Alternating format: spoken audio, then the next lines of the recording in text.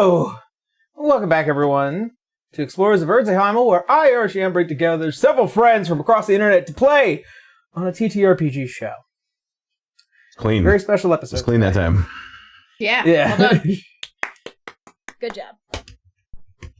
Just additional clap thinking. Go. Yeah. Yeah. Just in case.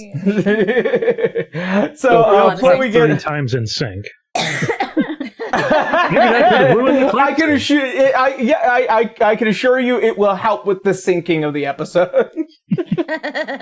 We all have metronomes going on in the back of our recordings. It should be good, actually. All at different times. If you are in marching band, if you hear the voice from the metronome device go 1, 1, 1, 1, you're a real one. Or a real one. Before we get on into today's session, we got a couple of quick announcements, and then we got something to show, not just only a number of people here, but also to everyone that will be watching this episode. To which I'm going to put something in the chat right now. Do not click it yet. Do not click it yet. We will click it when I say to click it.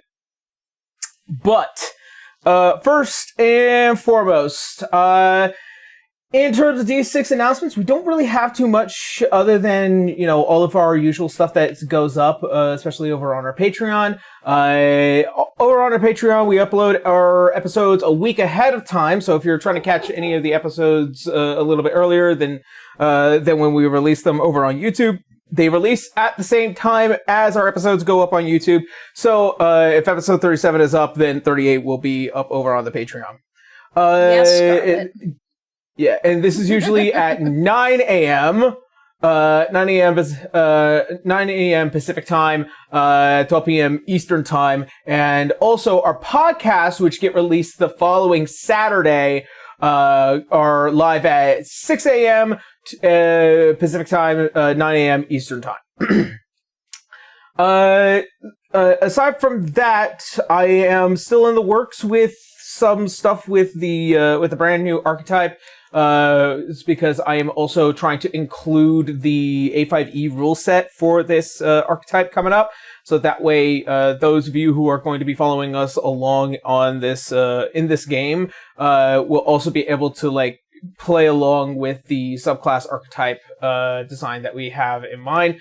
This is also the first time that I'm doing homebrew for A5E ahead of time, just to see where my experience may lie with it. I'm having a very easy time doing it, but there's a lot of work ahead that one can come to expect. Let's see. That's a homebrew. Like I said, we don't have too many other announcements. Pretty much that was the subclass thing was the only other thing that I wanted to get into. And also, our sponsors, the wonderful people over at, starting with Volante. I'm not wearing anything that's Volante today, unfortunately. Even though I actually just got a brand new jacket from Volante. I'll bring it on next week, I promise. It's a great jacket, but it's way too warm. It's a little too warm, but it kind of works for this room because I kind of keep it nice and cool because lights.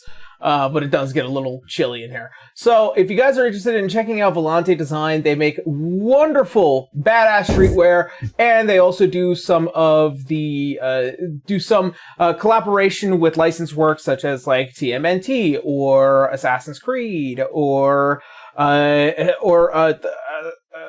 Star Trek. And various other designs that I absolutely love. I think their Garrus jacket is still there from the Mass Effect as well. But if you guys are interested in checking out, if you guys are interested in checking it out, there will be a link down below that takes you to the website. And if you use the code D6EOE, you will get a 10% off, and then we get that as a kickback for helping us continue to make the show more and more cool. They've got a new clothing line out, don't they?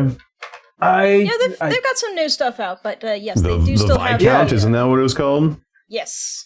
Yeah. They also came out with the Secco pants. I really want to get their battle tacet, but not going to justify that immediately. It's super cool, but like,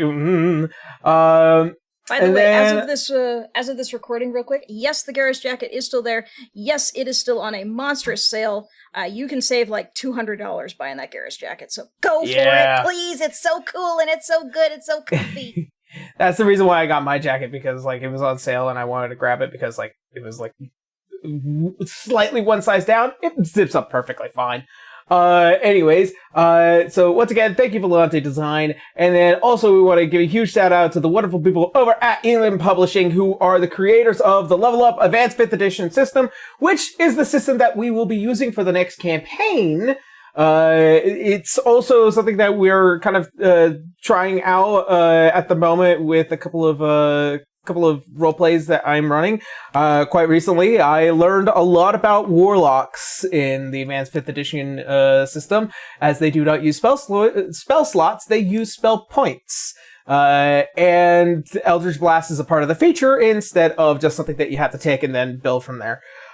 So if you guys are interested in checking out some of the more cooler rules that come with Advanced 5th Edition, there is again a link down below that will take you straight to the Adventurer's Guide, and if you buy something, we get a bit of a kickback, and you keep what you buy. Not just only the PDF, but also if you order the physical edition, you'll get the physical edition and the PDF. And if they do any updates, they will send you an email with the updated version of the Adventurer's Guide as well with anything that you buy, which I think is super cool if you ask me. So, if you guys are interested in checking that out, there will be a link down below. Now, my friends, I have been a little hard at work in organizing a thing that I have been wanting to do for the past 10 years. And, you know, the difference between a villain and a supervillain is presentation. And the difference between a D&D game and a somewhat better than okay D&D game is an animated opening. And as such, we have one now. So, before anything, at the count of 3, I have posted a video in the Frontiers chat. At the count of 3, we're all going to hit play, and we're going to watch it together. I got to work on this. I got a secret preview, so I already know what's happening. Nani? Whoa. Yeah. Nani? All right. All right, So, everyone get ready. with that being said, on the count of 3, ready? 1, 2, 3.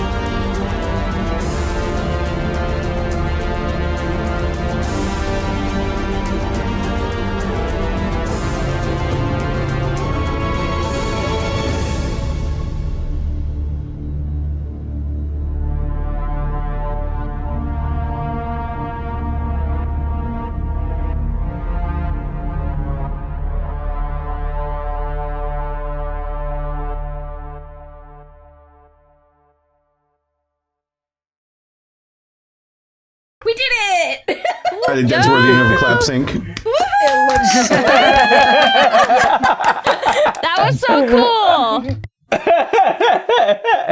I have, so I'm going to go into a bit of the detail. I'm really glad. I hope you guys really like it. It was something that, like, we had planned for so long, and, like, oh god, there's so much. So, first and foremost, I just draw my pen. So first and foremost, I'm going to talk about all the people that helped make this. First and foremost, I want to thank Kendra, who was happy to greenlight the project as our CFO. Also, following that, we also have the wonderful Hero Strain, which is one of the animators that I have been working with on Kakyo and Waifu Connoisseur for years and years now. And he did all the animation, he got all the assets together, he was able to kind of just really put the whole thing and capture what kind of idea we had for the basis of it. And it turned out extremely well. Then we also have to thank Blue, who was the one that did the storyboard and the animatic for the opening as well. And then, of course, last but not least, the custom opening theme was by the wonderful Tavern Cat Music, who pretty much composed and performed, as well as me, additionally, as he was on the trumpet and I was on the trombone for this little endeavor. And as you saw with many of the visuals, to start with, we started with the Dawn Rite, and then so pretty much that place on the moon, the massive giant cube that sits on the moon, that's the Dawn Rite. And then we had the Black Archive seats, and then we had, of course, the Sandtide, and then finally we had the Tower of Centauri, right before we went into the logo design, which was again done by Kayla, or Pastel Werewolf, who did our current logo design, and who will also be joining us for the next campaign. Damn right. I imagine links to everybody will be I had in to the keep description. quiet for so long. You and I both, Blue, we both had to keep quiet for so long. And it wasn't made without complication, trust you me. No. But with what short bunch that we were able to have for this, I was super excited. So pretty much that opening will be what breaks between us being silly little people into game mode. So. Are you sure? I think we're still silly little gamers with just an asterisk now. But yeah, so with that being said, I want to thank everyone who continues to support the show, and also thank everybody again for helping us make this opening. I cannot wait to see where we continue to go. Quite luckily, this will be our uniform opening for pretty much all of our shows moving forward, and we're capable of, just updating the bottom title for every individual show. So just look forward to more, I guess. And who knows what'll happen in the future. We'll probably be able to expand and maybe make another in the future. Shrug. Yeah. And like I said, your continued support, and especially over on the Patreon, will be well and appreciated. So hopefully, without that all being said, I think we're ready for a game now, right? I think so. Yes. I think so, yeah. Do we need another clap sync, Connor? I think we might have got it. I think somewhere in there we might have gotten it. Okay, good. All right. Well then, let's do it for realsies this time then, and then we'll jump on into game. How about that? Alrighty. All right. Well then, let's get into today's session of Frontiers.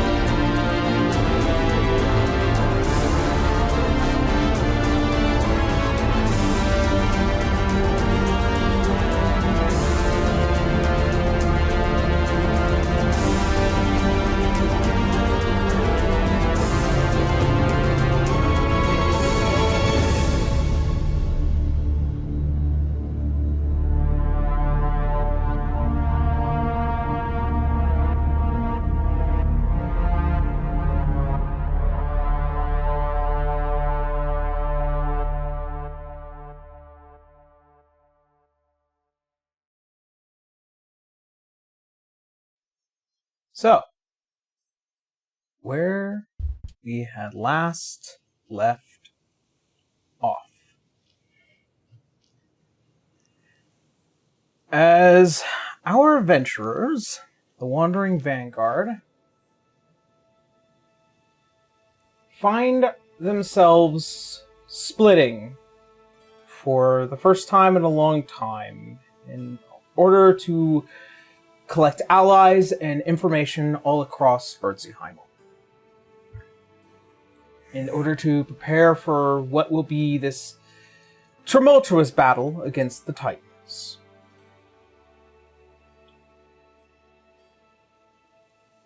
As Citra and Aeor head to Excelsium, Winry to Velflora, Canis to Dracovania, and Arya, Nyx, and Salazar to continue their support within Vale.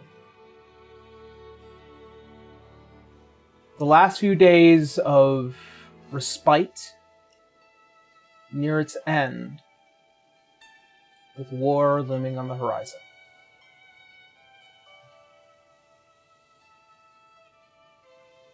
So to start, Citra.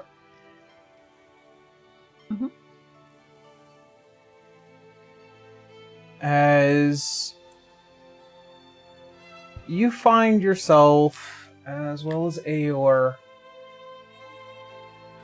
returning to Zanzibar in order to reconvene with your allies there.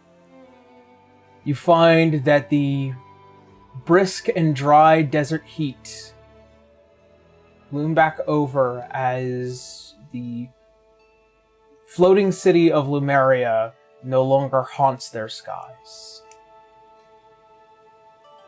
Yeah, definitely lets out a breath there, just to see it confirmed that it's not there anymore.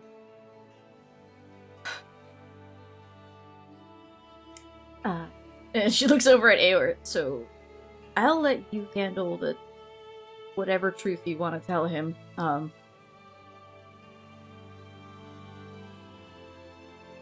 not gonna let the cat out of the bag. I appreciate it.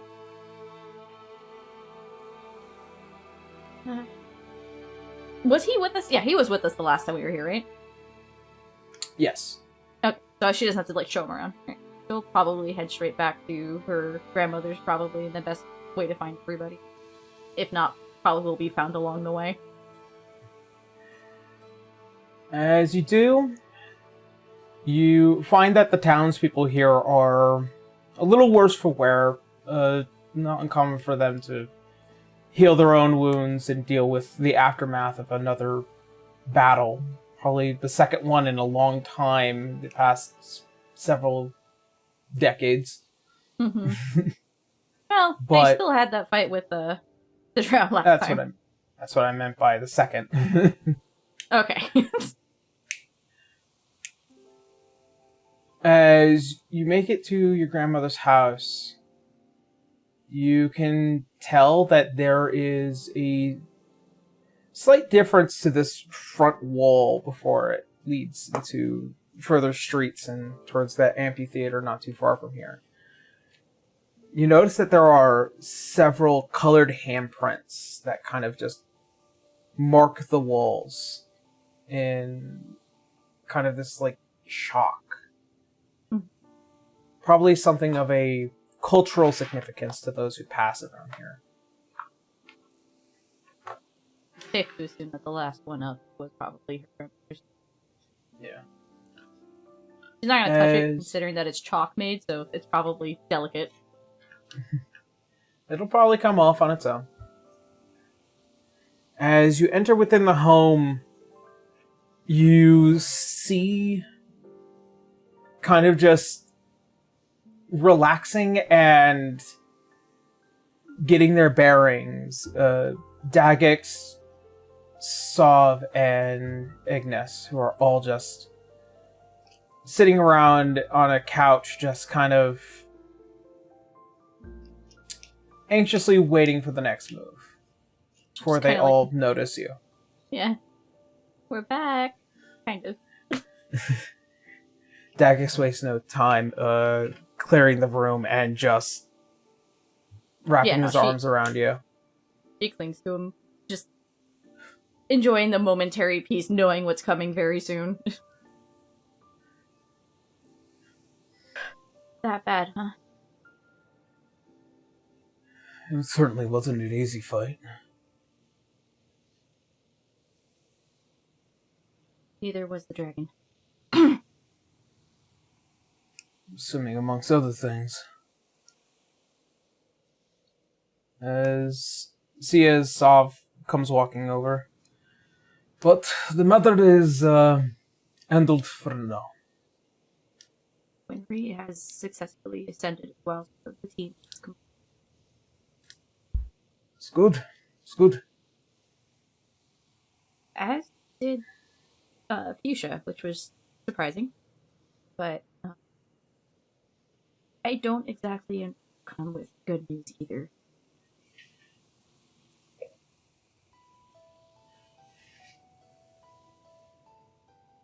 See as Ignis kind of steps up. Lots of bad news as of late. Wait, did Wenry tell Citra, or would we just assume she told her about Kraken Boy coming this way? I believe that was information that Wenry has just gotten. Yeah, and sorry. she will be able to fully inform everyone all at once. Yeah, so I just want to make sure what information she did know. You know that she went to get more information. Yeah. Whatever she found in the Black Archives probably was summarized to you, but anything new, she'll let you guys know all at once. Thank you for confirming. I just didn't want to accidentally say something that she doesn't know, but I know. You know? Yeah, no problem. The battle with the Titans is coming up very shortly. But I also have to deal with Godbrand as well. Here.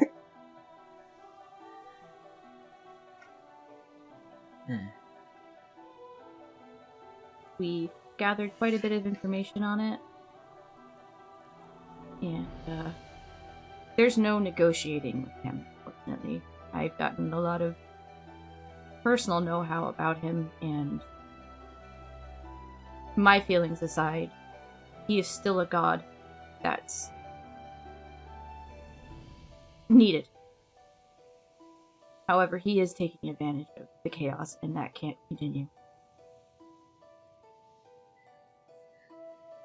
See as Sav, as he steps up, I have an inkling of strong assumption that since he took over the city and the Sultanate, he is violent, volatile, allowing his dark beasts to attack the city and many of those who might walk out into its streets for now. I understand what he is, but there are new rules and things need to go back into balance. And he's not gonna listen until we speak his language. Learned that on good authority, and she looks at Aor for a second. It's just unfortunate that apparently he started out like me. Kind of a cautionary tale, I guess.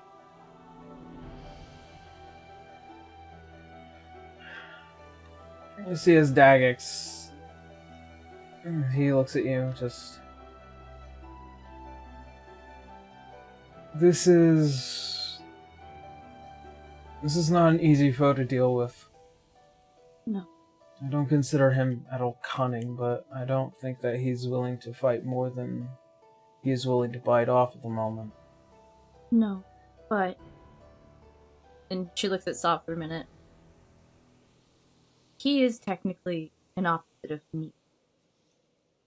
But in this case, he needs to learn from the two gods that are essentially of mercy and punishment. And she looks at Saw for a second. And I don't think he will take on any more than just the two of us. He doesn't strike me as stupid. As he just kind of puts a hand on your shoulder. Then we will discuss with everyone else when we reconvene. And then go out from there. I still need you to keep everyone here safe. And she's looking at Dax for that one. He's just nodding. I'll keep a close eye on things here in Excelsium, and Sov can relay anything back to us. Aside from other things, and she looks at Ignis, I am very sorry that my end of the deal was delayed. she hangs her head. I have well and survived for as long as I have, so... Good. I don't think your wife would forgive me otherwise. I could definitely, use a bit more healing, power, healing power. Yeah. Cedra doesn't quite know the intricacies of it, but given what she saw, at least with Nyx, and how she chose Eileen as her champion, she just kind of goes back over to him like, first of all, are you okay? Am I okay? They're physically okay, right? Like, they're not still, licking their wounds kind of deal, right? Oh yeah, no, he's perfectly fine. He's just, he got bunged up, but he's not dead. Yeah. I don't think it has any fancy to do, except that I absolutely want to give you my blessing, and she'll hold out her hand to him. Just trying to follow what she saw Nyx do, at least. As he extends his hand, and as he grips yours, there's that connection, the shine. This is unique in its entirety. It is like being able to see through somebody's eyes without having yours open. There's a look of, oh. As you just give him this mote of power. It connects you to your champion. And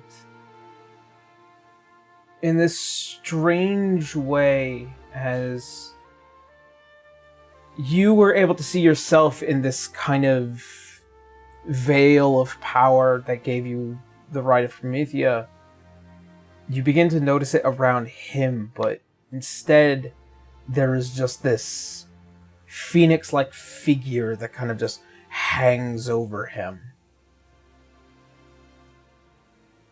Before finally disappearing from the sight. Huh. Well, that was interesting. I'm glad it worked. And he's just kind of figuring the power there. Right. Well then. We have a lot of work to do. That will do.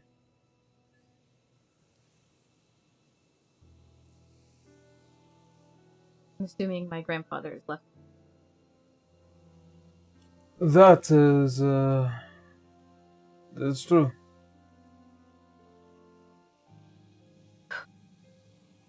I don't know if I'm staying and then coming back, or just staying, probably hearing what everybody's confirming.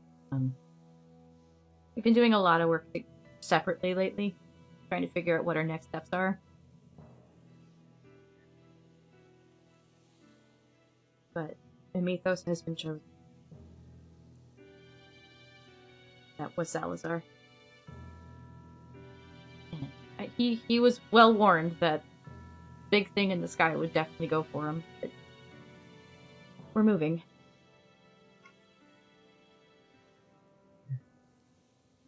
It's good to know. Yeah. The Fey Realm was interesting, that's for sure.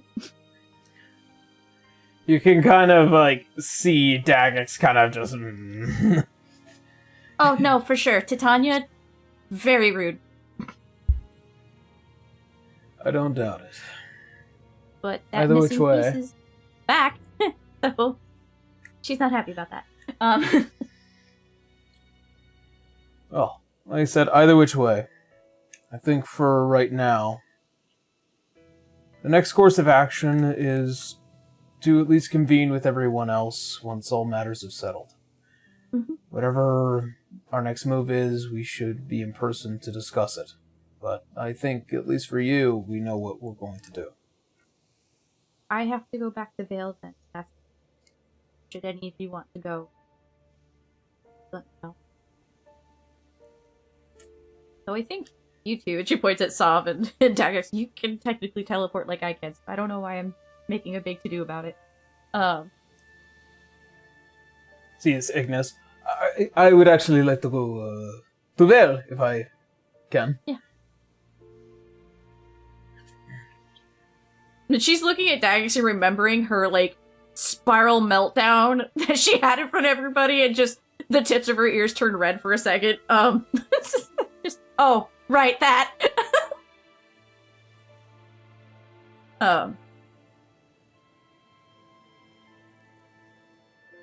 It's getting scary, but, so long as there's hope, we can do it.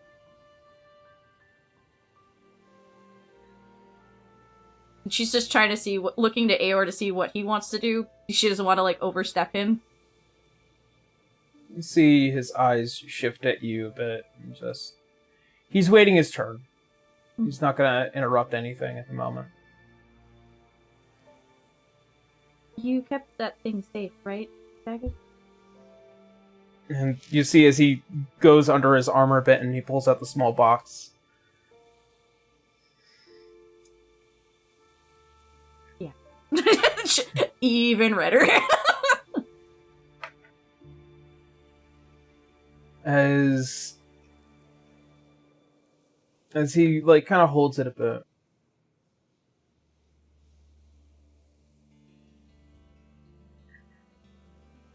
Could you wait just a little while longer? Yeah, I really didn't want it to be under the circumstances that it was. I'm sorry. Once we save Excelsior. Okay. That's a promise. She's trying her best not to just want to evaporate.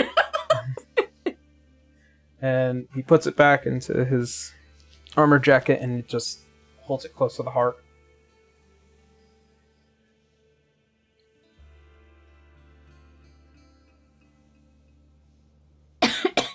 Sorry, I'm still constantly dying. You're fine.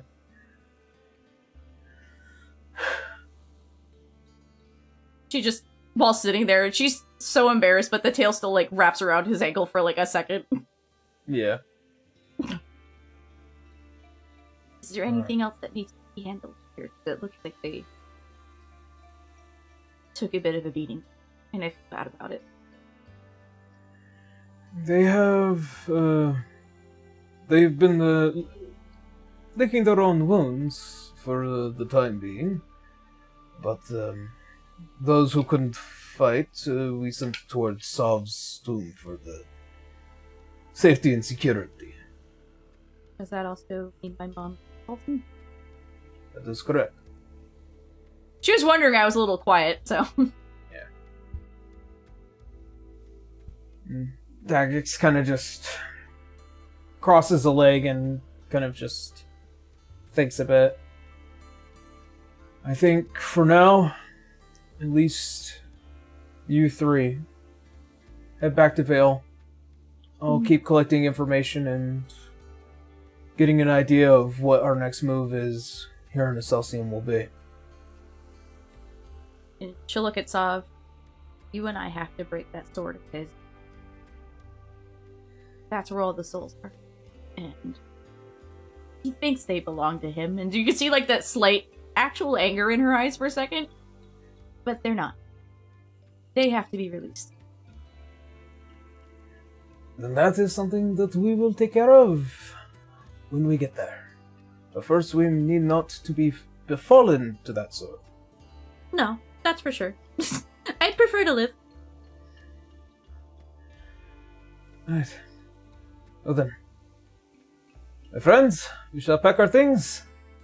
We will head out to Vale. Yeah. See as Sav just pats you on the shoulder again, and then see as Ignis starts heading out into outside. And you hear Aor as he kind of points towards Sav. We should talk. Something I need you to say. I'm gonna spend some time with Dagex while you go do that. And Dagex and you kind of also take to the outside and walk along the city a bit, kind of catching up on everything. I'll explain that later when I have the right to explain that.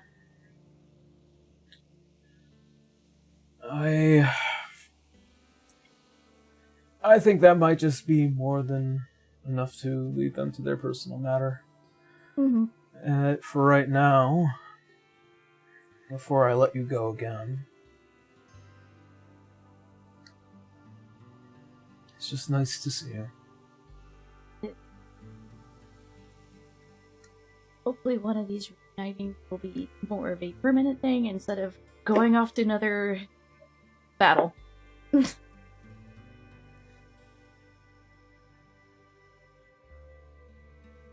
And as you two walk along the city of Zanzibar, we head to the mountains of Alanon.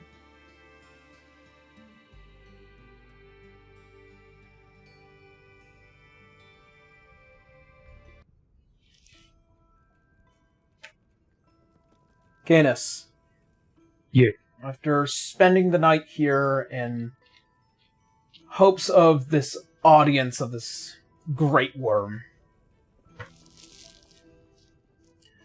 you are finally notified as you are given a meeting place. Further within the castle,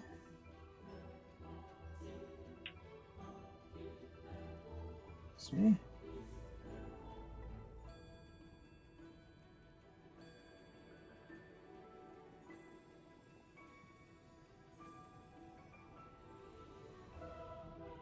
As you go further within the castle and you make it into this massive circular clearing with what looks like to be several planted in various flowers and trees, a garden of infinite possibilities here. As you walk in alongside with Fuchsia, you can immediately detect an immense draconic presence here. Something more than ancient, something overtly overpowered, something even beyond you in your current state. As you traverse within here, you hear a voice almost as if coming out from the ether, as if it comes down from the sky itself. Canis Metilius, son of Bahamut, Fuchsia Fitzgerald, daughter of Ideon. I have been asked to give you presents.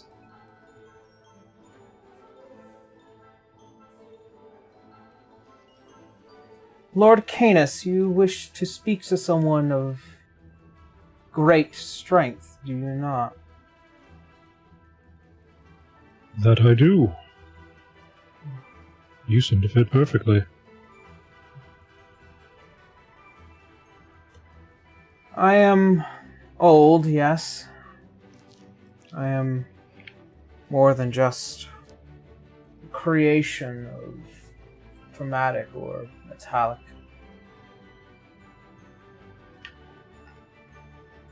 As You begin to walk around, you can just see, just standing there and just looking at the flowers and pouring water on each and every one, carefully, meticulously, and timed.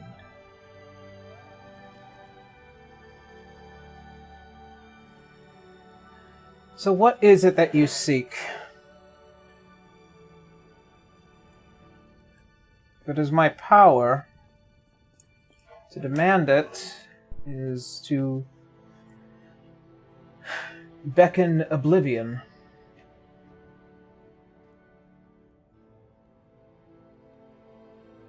Well, what I've been looking for is how to assert myself as king of dragonkind, now that I've inherited my father's position.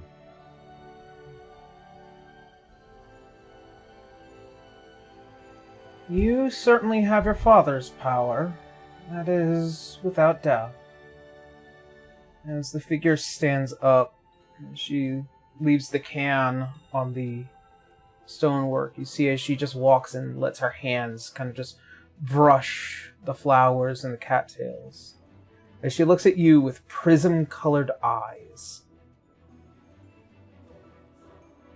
But I am not a follower of your father. Not a follower of any god. My strength is only regarded based on age. My indifference is another thing. Something tells me, Canis Vitellius, that this strength and position, it drives you to believe that you are radical enough to think that you can rule this place. Its organization has been maintained for thousands of years. You intend to tear that down?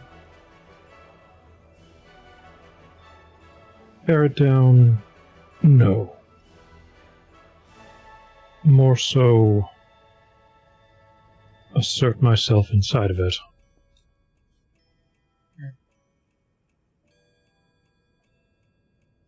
If it is for you to assert them,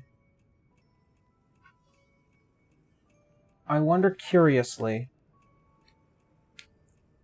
how do you intend to handle things in order to maintain balance?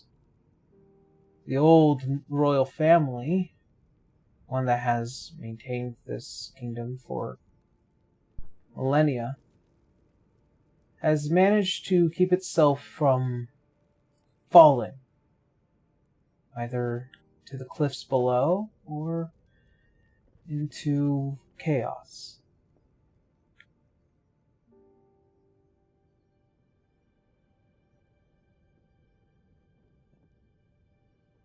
For starters, I'd say I've quite a bit of experience with managing chaos. What with the last 50 years needing to clean up after my half-brother's mistake. Not to mention he was also the one that killed the previous king.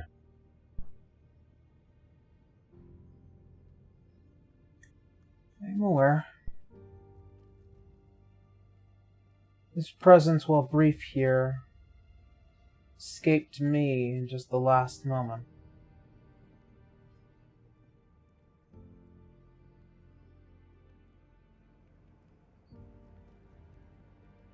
I am marginally convinced, while you do have the power, while your strength is that of your father's, even if only momentarily at times, that leaves another matter to discuss altogether.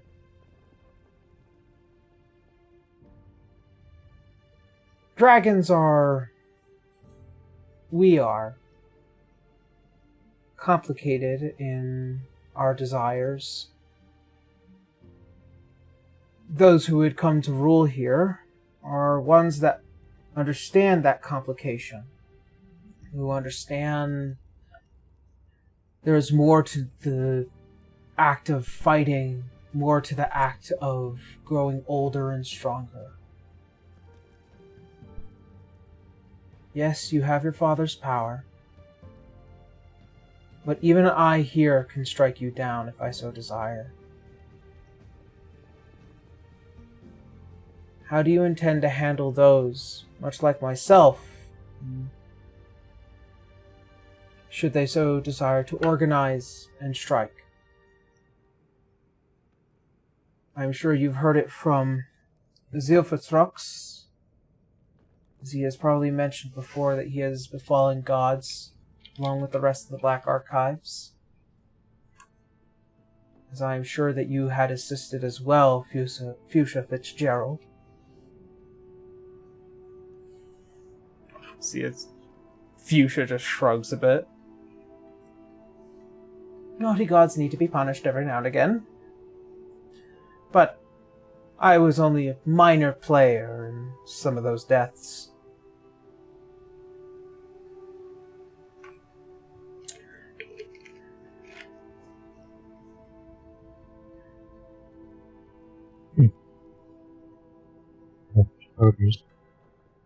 Being aware of who all of my enemies are would be a fantastic start.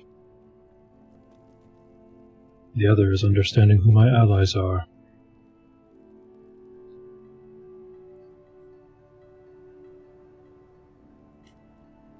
Well, right now, what you do have is plenty of allies.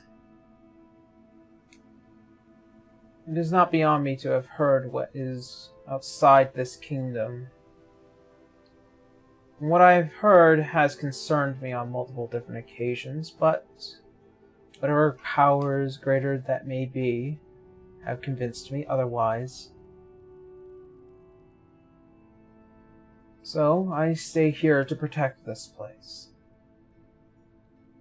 Should you decide to become the true Dragon King, then I would be your ally. I could advise you. I could tell you everything you would need to know. Everything that you don't know. I could also ascertain that given your long history as king, you have more than enough experience in terms of diplomacy to handle these matters, with or without your wife.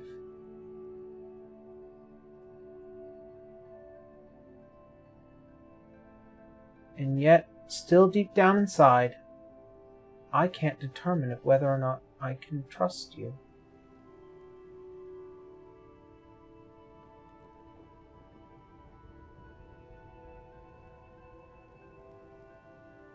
What is it about me that you don't trust?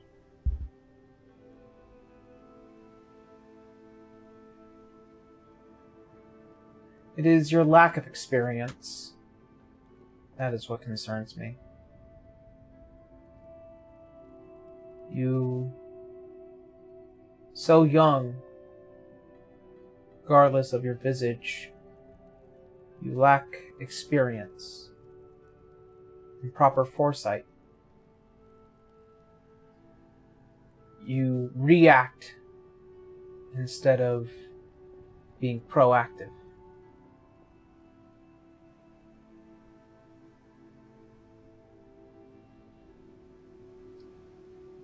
It is the unfortunate nature that only your father was capable of proceeding in. So it worries me that his son did not learn that lesson.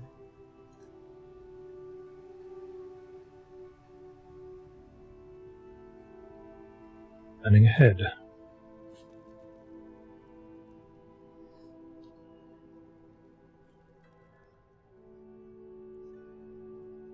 A good king needs to know more than just the pieces on the board. They need to make the game. They need to plan before a plan could be made. shape the world in the image that they see.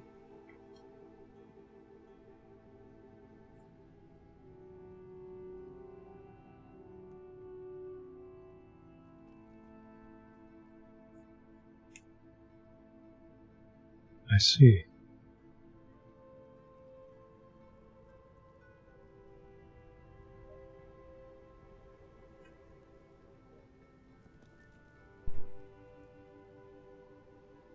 Is that what you wish for, then? My ideas for the future?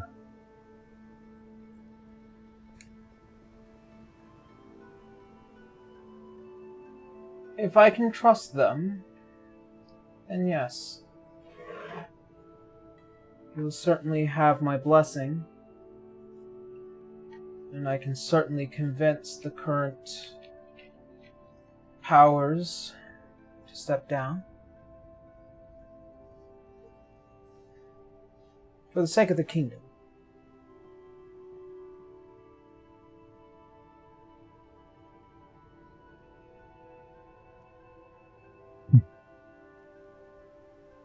Well, for starters, Roya, as well as the Titans, are the most pressing matter, and that of the Dreadnought. However, for that, we need Roya to be cooperative, I believe is the correct term. However, that is the near future, and should all of those plans come to fruition. Yarrow, above game for a sec. What was the, you said there were peace envoys from, I'm blanking on the name of the city. Ortifine? Yeah. They will have to be dealt with.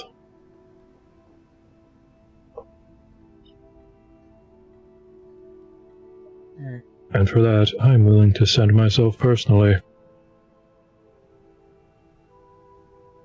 And let them know that Drakavenia is nothing to be trifled with.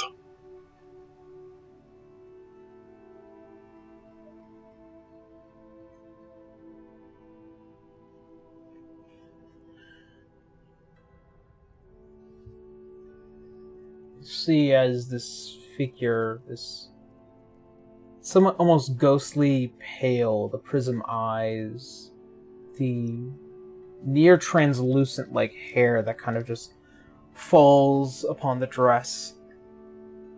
This somewhat androgynous being. Just looking at you.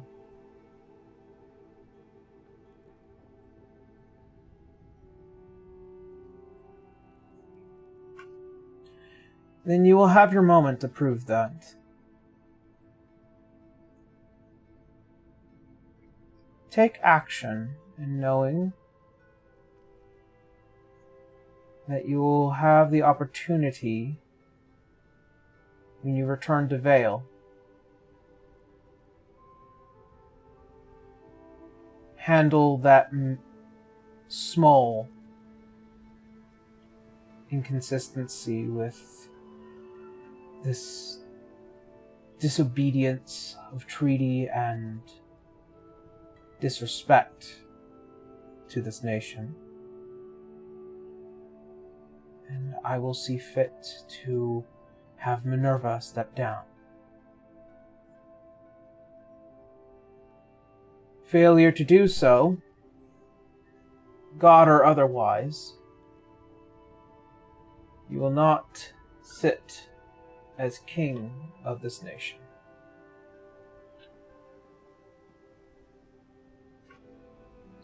Should you intend to retaliate, understand that great worms all across this star will come bearing fang on you.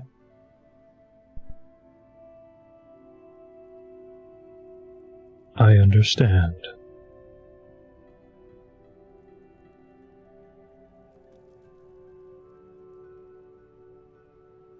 Go forth, Dragon King.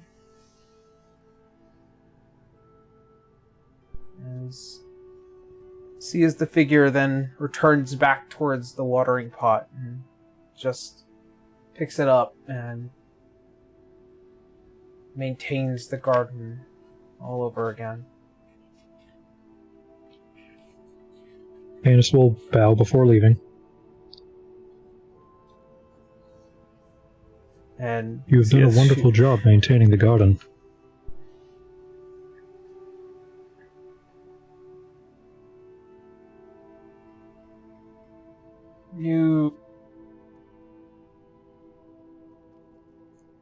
You get this faint feeling that this being, whilst not entirely visibly moved, you can tell that a compliment like that is regarded.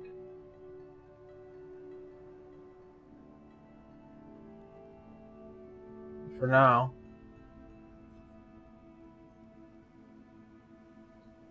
return back to Vale along with Fuchsia as she walks beside you. Intense, that one.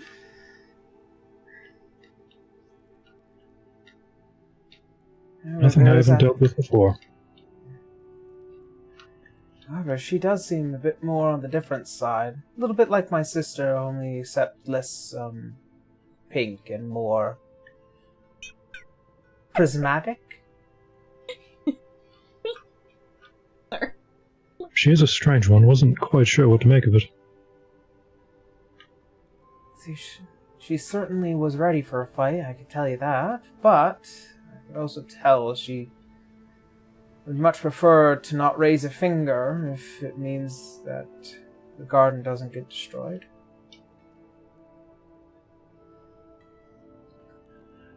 Either which way. Back to Vale then. I'm missing my lovers. Right we are. Priya somewhere. Fucking Fuchsia's talking about me again.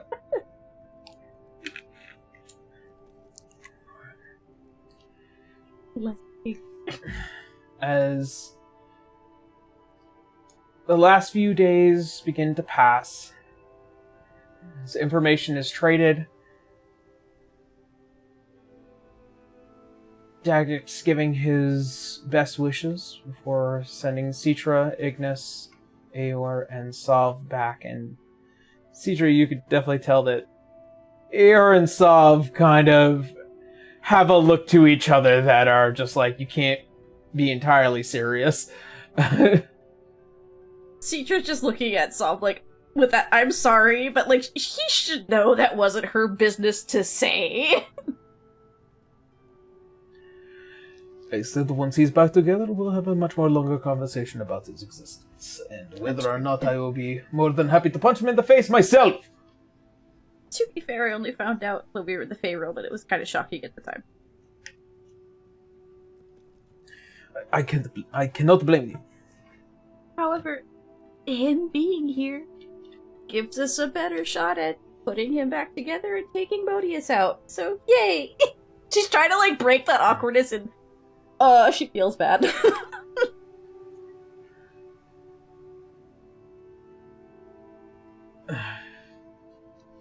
We will deal with it as we deal with it. For now, let's just get back to Vale. As you all teleport your way back to the city of Vale. I'm assuming it was probably like Ignis or Soft because Teacher can't expend too many. And as for you, Winry, as you're given all the charts and information, as you get the feeling as time nears, you also return back to Vale, along with Rudy next to you. Of course she's gonna hold his hand. She's Like, not bye, letting Ma- go. Bye, Murad. Take care, Murad. Right? Bye. Oh, there you are. Just Take care, you super two. cool. Please be safe. And let me know if anything happens. I'll try my best.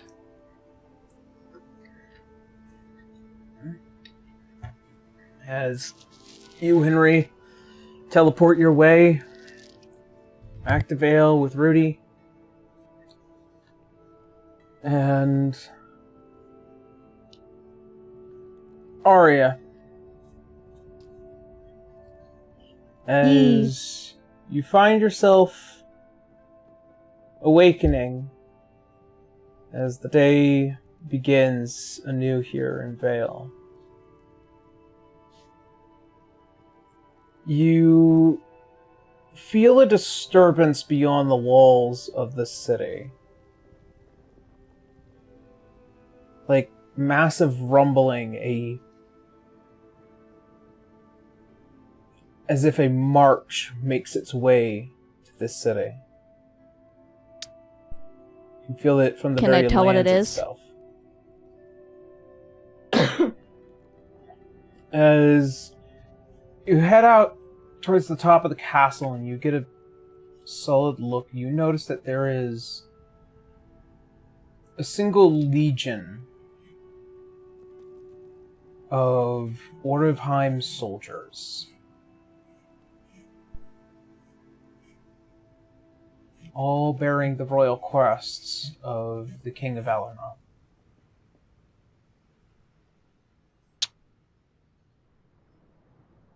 Oh. About how many are there? Legion's a lot of people. Yeah. About 1,000. Yeah. Okay. Enough. Not good. All right. Arya is going to go down and try to gather as many people inside the castle as she can to warn them. You do approach your great-great-grandson. Great. Yeah. As he's alerted to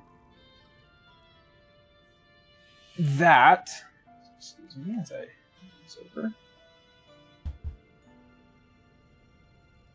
As you also find that your friends are slowly beginning to teleport their way back into the city as well.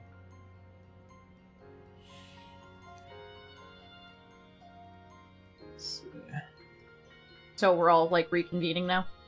Yes. Alright, cool.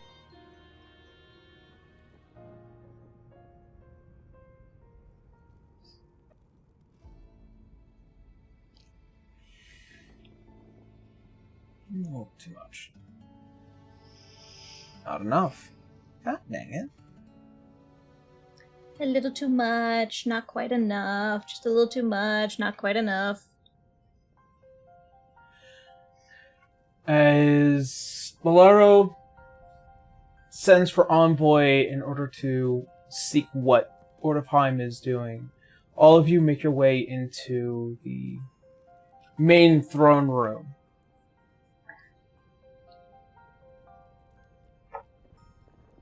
And as such, you converse amongst yourself as you await back for information of what this threat may be. A second.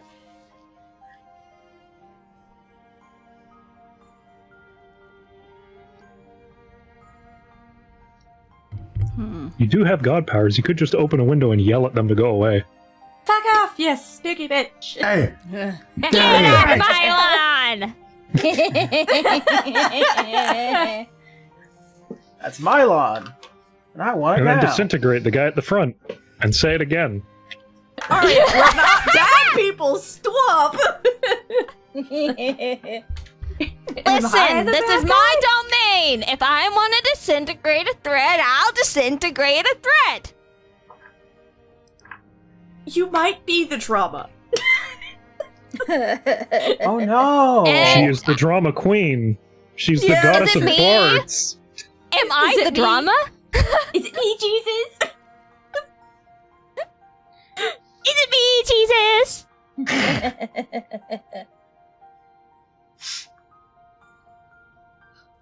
But yes, Arya is in fact the drama. And she doesn't...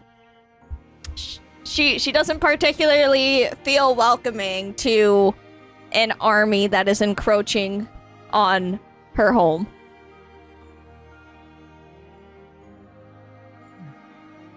So she does kind of offer the possibility of a preemptive strike as an option.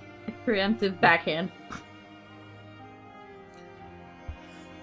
As you see, as Balara's all like, if the royal crest is here, that means the king is in presence. Which means he was desperate enough in order to traverse the seas in order to meet with us.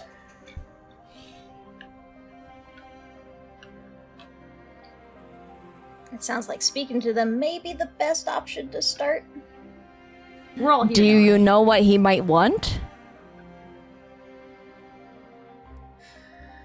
Given a small line of communication, especially with that in Lobondel, I've kind of figured that Ordovheim is trying to assist with what's going on around the city. Or along Al-Anon, really.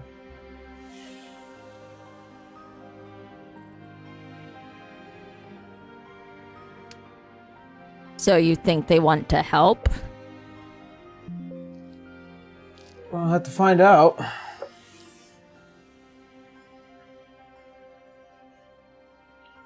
But for now, we can't just make open assumptions until we're at least within the presence of His Majesty.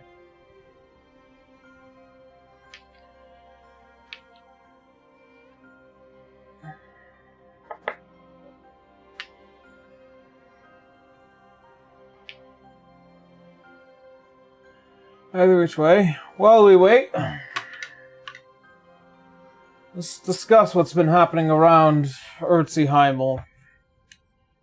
At least then we might be able to prepare something. Well, I was able to find a good chunk of information regarding the Kraken. Rudy, can you help me with spreading some of these out? Oh, yes. As you see, as he goes and pulls out many of the charts, and he lays it out in front of the massive table that kind of just organizes out into a map, and then various kind of other, like, very thin graph that can be seen through light. Right, so, where should we start? I think we should start with the information that we did get about the changes to everything going on. This is about as up-to-date as we've got, without a thorough study of everything that's going on in Urzi-Heimel. But here we've got the Kraken, and she will point to a spot on the map. Just the easiest way to find him is the hurricane over top him. So, when it comes to dealing with the Kraken, we're going to have to take that hurricane out and then him. I can handle the storm, I think. But then the rest of you are going to have to dive below. He's already claimed the lives of millions. More than just pirates. Know where it's headed? Oh gosh, help me out with that, Aaron. Rudy, like, kind of stretches over. It's heading straight for Bolvaca. Celsium. I'm sorry, what? Yeah. If we were following the path, and we're making a very solid assumption that that's where he's going. If Sav is watching, he just watched Seacher have that faraway stare for a minute. Two big problems combining into one. Now, it's been about a day, I think, since we last got that information, so we're down to, 4 days about estimated until landfall? Probably less, give or take.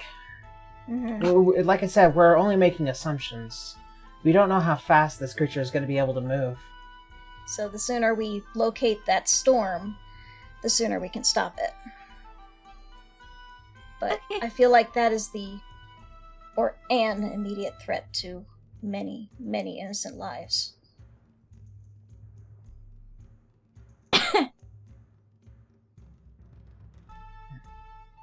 But I was able to get some other information here, and she'll be bringing out the various scrolls and notes that she copied down from both the Black Archives as well as gained from Volflora. So, we've got a few things here of his lore, everything here on his past. Anything about hints of vulnerabilities? We need to take it down. Yeah, I don't believe that was specified last time, Aaron. It was not. This None of the creature is research. there's given the fact that they've been sealed away for so long, they're not really any vulnerability they have is not really known. But the idea is that these creatures are so unbelievably powerful to the point that the gods had to seal their souls away probably tells you that much.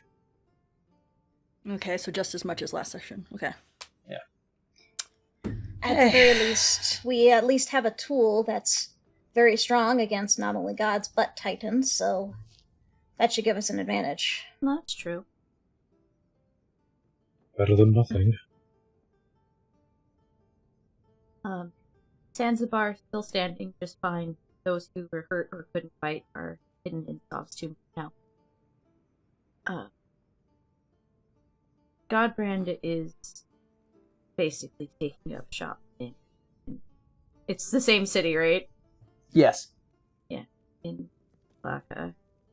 That's why she's looking at Wenry like, oh joy! Fun times ahead. Yeah. However, that fight's gonna be between him and us two. He's not going to accept a fight amongst all of us as gods. But he only understands violence. So it has to be very much a fight of not letting him take advantage of this chaos anymore and putting things back into balance, and that does include shattering that sword of his. Those souls don't belong to him. If that's what it takes to have the balance, then... I imagine then the souls will probably go to the Well of Souls. Looks over to Salazar.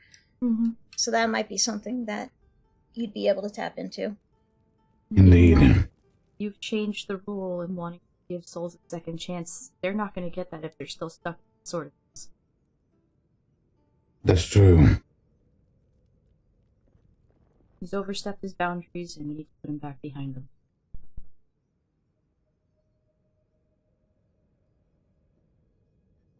But it doesn't seem like we have time I can with you with the crack and also feeling. And at the same time, the sooner I get him out of Volvaka, the faster Celsian can stand back up and help.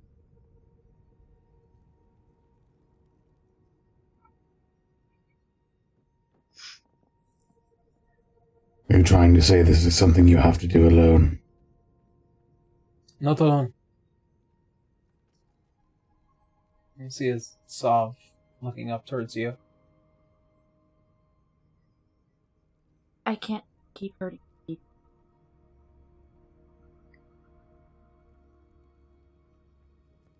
I understand. I just feel like I'm abandoning you guys for another problem at the same time. Nonsense. We've got a lot on our plates. Oh no. We're just going to have to divvy it out. What are 5 deities going to do on their own? You understand what I need. And she just gives him like a little raise. She's not upset or anything. She does enjoy the sarcasm. We'll manage. You better. do what you have to. As soon as it's done, I'll come straight back. You're sure you don't need help? He won't let you. This has to be a really specific negotiation with him.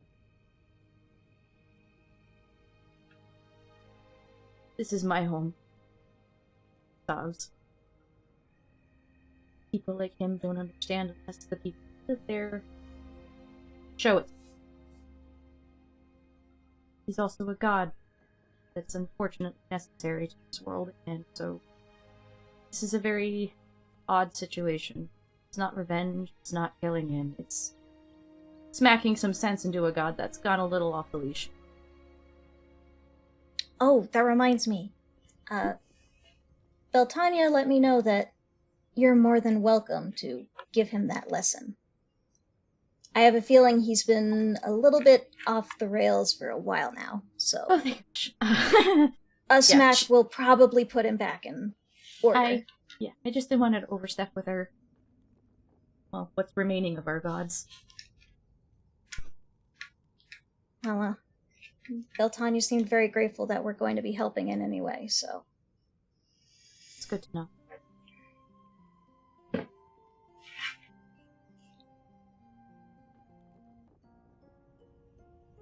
You were doing a bit more than help, but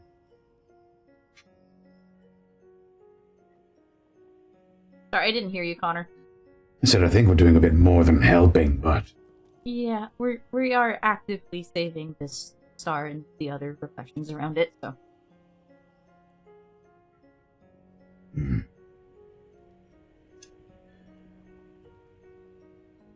As Valaro kind of bends forward a bit.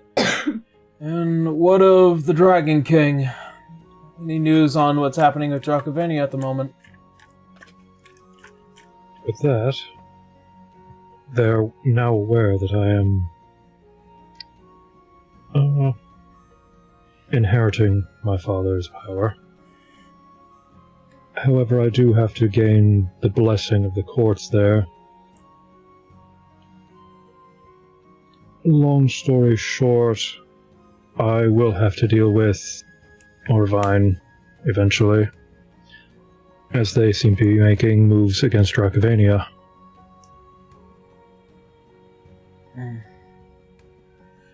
Let's call this a serendipitous meeting. If the king is here, then you could say something directly to his face. Joy. Spectacular.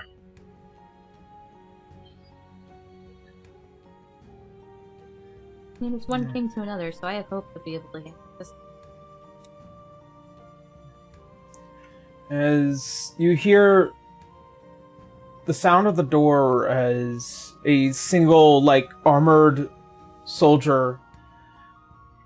Your liege, the king is here and he wishes to speak.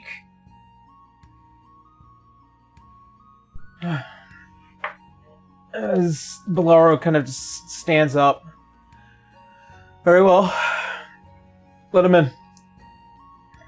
Should we all just go god form and T-pose for dominance? Nick's is gonna stay in the background, honestly. As the two doors open, you see a line of Praetorians as they flank each side of this single man. A half-elven individual, shortened ears but still sharp. His hair kind of just long and darkened, and his eyes are kind of these snowy blue kind of colors, signifying his lineage back to Viveris. As he steps through, you see as he kind of eyes each and every one of you, he gets a kind of clear understanding. Next. Yes. Having quite the connection to the very star itself, and also this ability to see beyond what is, you can see for him this strength, this mortal power is what would have been all of you just merely a few months ago. You can kind of see the aura that seeps out from him, a kind of night-like creature that haunts the very air around him. his very presence commands that of a king.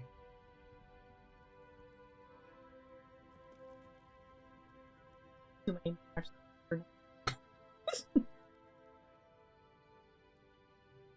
Including themselves.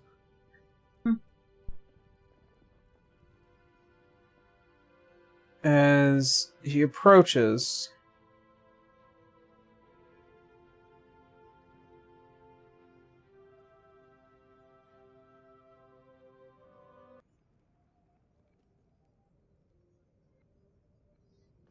as he now stares up towards Bolaro.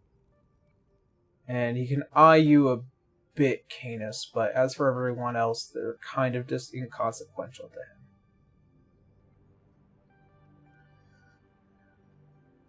Hello, everyone. Lord Bolaro. Lord Lucius. And what pleasure do I have in you bringing an entire legion before my very kingdom?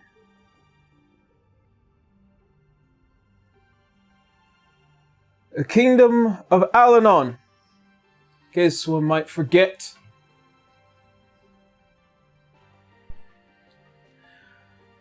I come here personally in order to extend my help to every city-state within Alanon, given the circumstances of the world at the very moment.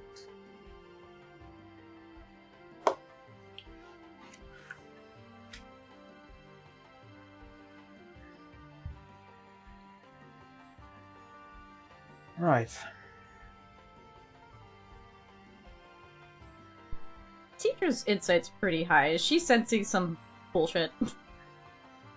You can sense that this is a very regal man. You can detect he has a air of some measure of superiority around him.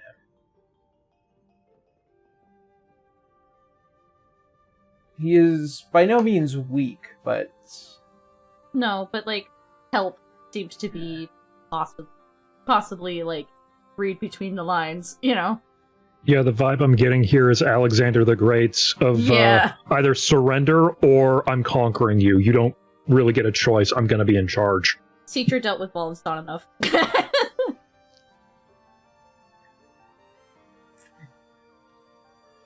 Right.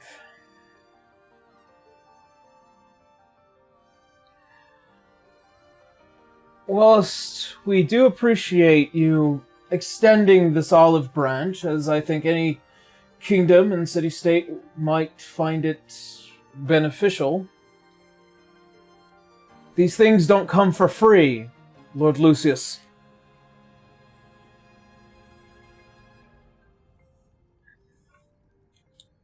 You are not wrong. There is something that I do desire.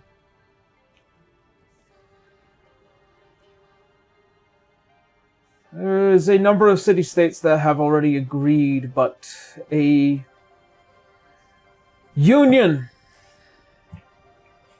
Finally, this shattered kingdom may actually fall in lockstep together once and for all. This has been my dream since I was given the crown not too long ago.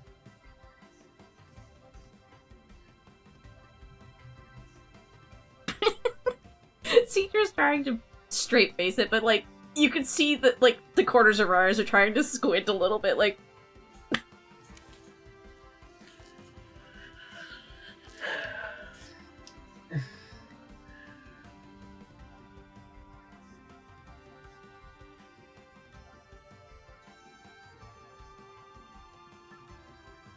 Might I at least have a few days in order to decide what I intend to do, whether or not your legion will be welcome?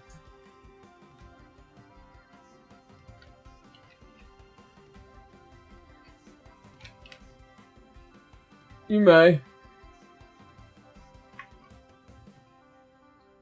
I I would hope that we might be able to come to a reasonable agreement.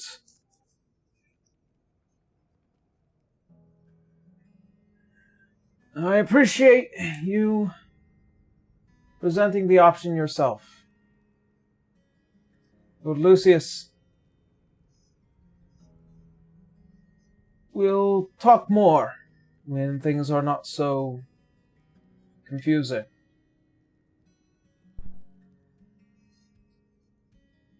Very well. Good day, Lord Bellaro. See, as he turns in place and begins to walk away, as his Praetorian guard begins to slowly follow along.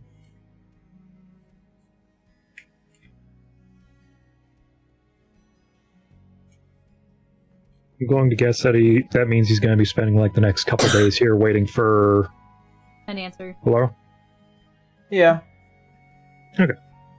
Teacher just kind of said, like, I'm not fully into politics. That offer seemed very much join me or you're going to regret it. He was rather obvious about it. Okay. Yeah, that's So it what I wasn't got just me. between the Okay. lines, so. See, as Bellaro looks towards all of you, well, you all have your own kingdoms and places to deal with. I have mine. Well, That you do. knock on wood, I get Celsium out of trouble. Might some have extra help. To think that he didn't even acknowledge the... I know that she is no longer a queen, but still. Well, he probably wasn't looking for me. Bit foolish. As I Bellaro looks towards agree. you. Yeah, not wrong. We all kind of like nod, like, yeah. As Bellaro looks towards all of you, I want to remind everyone here that I do care about the longevity of this kingdom. Pretending that Lucius is just another man is folly. I would much prefer things to be handled with peace instead of with arrows and blades. Oh, no, absolutely. That's up to him. If he's It's willing to also listen. up- Yeah, that's his choice. It is also up to me as well. Not that I don't appreciate your, gusto. Politics is a particular profession of mine. It has been for quite some time.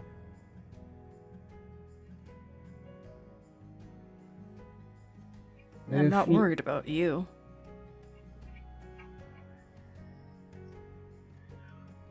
I'm not worried about me as well. Belle, I know that you are king. But this is my domain as well, and my home. And I just want to make sure that whatever choice you make is the best one.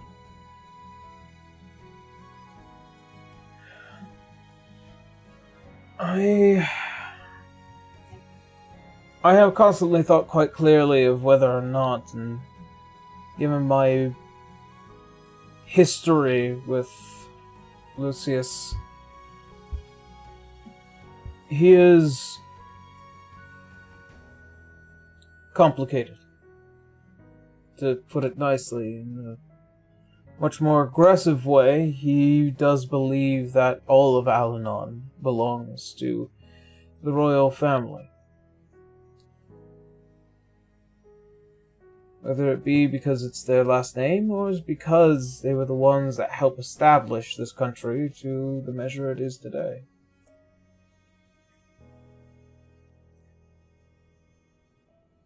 So yes, I want peace above all else, but I will do what is necessary to protect this kingdom. Again, these are matters that man must deal with. Alright, we as God can't be human.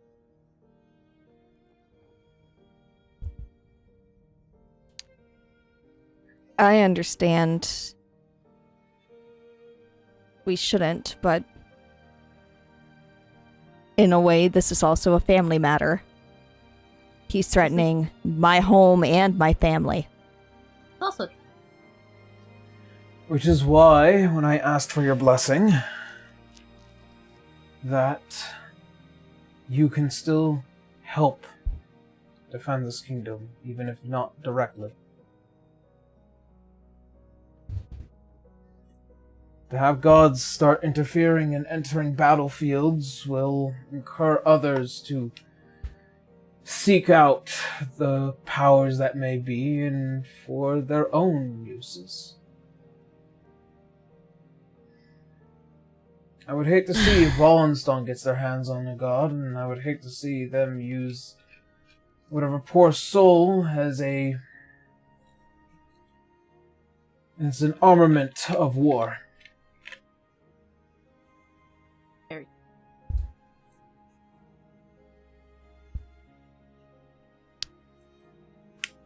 Fine.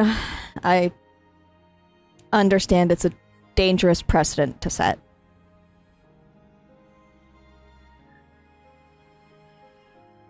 Anyways, the politics of man are minor compared to the current situation. I'll handle Lucius myself. In the meantime, we should probably finish up figuring out what the next move will be.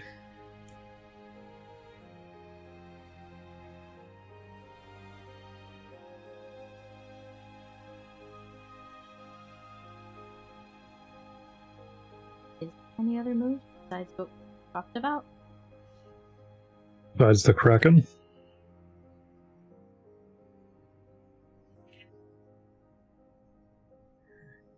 Apparently, there's just no information that else we can find despite her extensive study.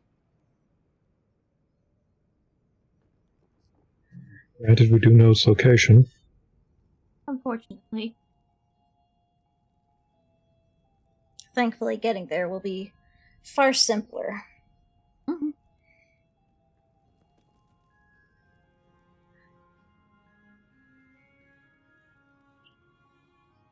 Do we know how long before it makes landfall? Well, like Rudy said, we're not entirely sure.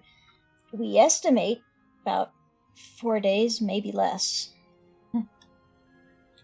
So it may be something that better handled before anything really hits land, because I don't know if you guys have ever seen a hurricane, but it is nasty.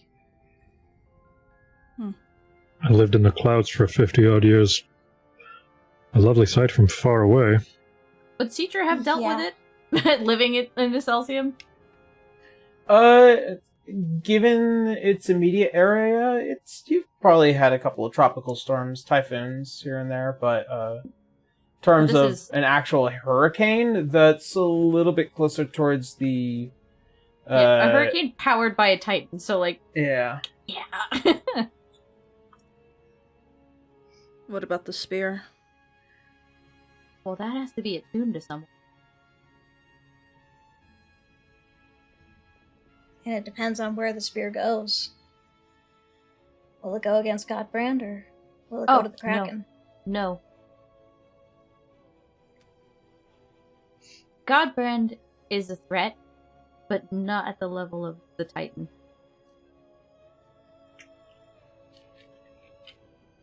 So that means one of us will have to wield the spear. I'm out of the running. I've got a hurricane to deal with on top, and I have no weapons experience.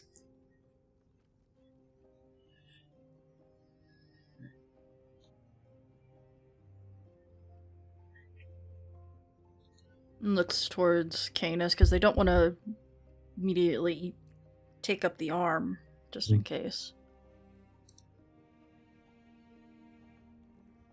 Would I be the best among us then? How's your swimming? Like a rock in water. Sinks immediately. Does your dragon form allow you to wield weapons? Fair question. That is a very fair question. It's just assumed that, your attacks in your god form are pretty much that of your weapons. It's just that. Yeah. Okay. We were like, Okay. wait, logistics. It should not be an issue.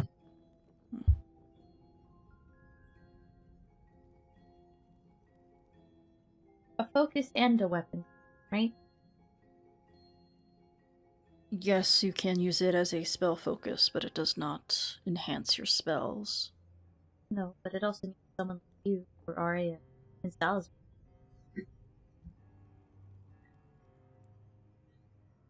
Yes, but as we found out with the rock, many of these titans, I assume, have very thick skin.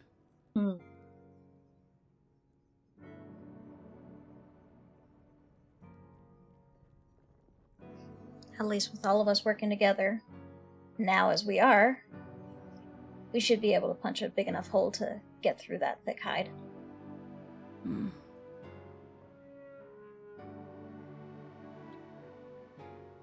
It's going to be difficult to cast certain spells under water, I would assume. As God, do we even need to breathe? Oh, well, that's not the case. I would cast water breathing on all of us anyway. Still a We might valid be able point. to. We might be able to use the sand tide as a base to at least Or- regroup on. Lure it to the surface.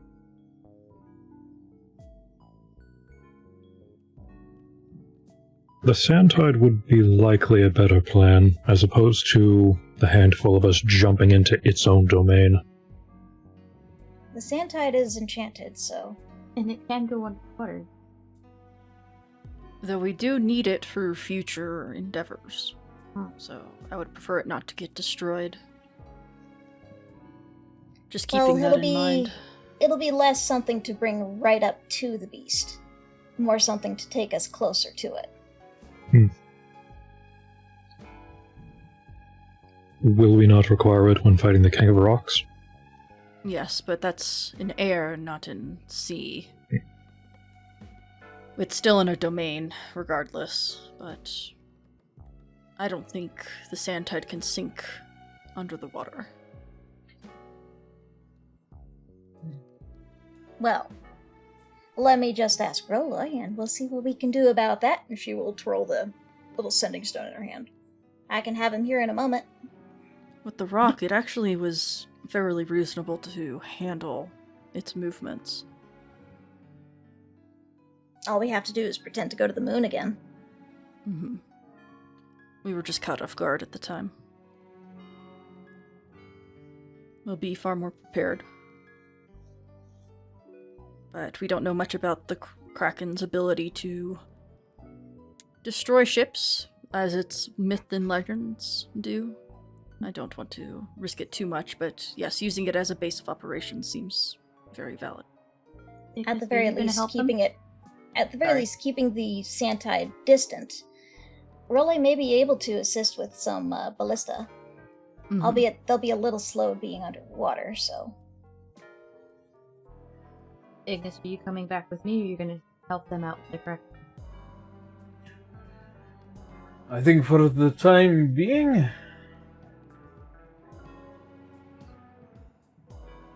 I think it would be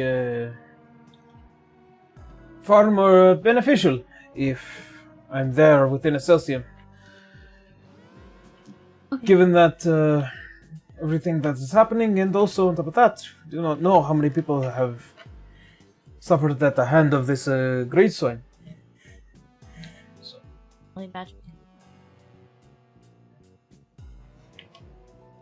It might be good to have you in there to get a first-person perspective on what's going on.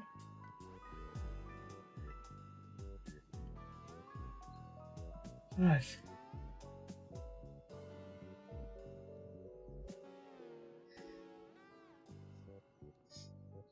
Looks like we have a plan.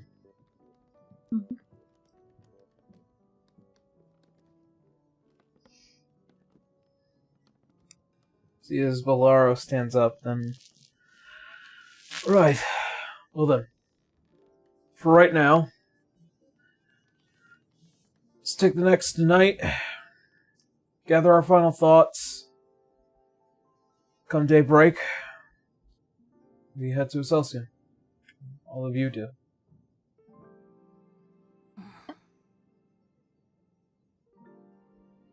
In the meantime, I will need to speak with my advisors about how to deal with Lucius. You've got this. Good luck. Don't you also have to deal with him? Looking at I do. Cadus. I do. Yarrow, is Benedictus still here? At least in the city? Yes, he should be. Okay. Going to just message him quick. Meet me back at the castle. I'm going to require you. Teacher's just gonna tug on Arya's sleeve thing for a second. Yes. I spoke to him about the bar. Oh. He said to wait till after we deal with Godbrand. That's not enough. She's back to being red in the face again. Arya immediately pulls her into a bear hug, just kind of like squealing and jumping up and down, like. Citra is currently deprived of air and just. For once, a hug was weaponized against her for 5 seconds. Arya, don't forget, we still need to breathe. Arya reluctantly lets her go. My bad. Do we still also need to actually breathe? laughing. I think so? Or we're just stop used to for it? a I moment. don't know. It's I don't know, test it out. Let's see how long you can hold your breath. We're so trained into thinking we do, so that might set off a panic attack?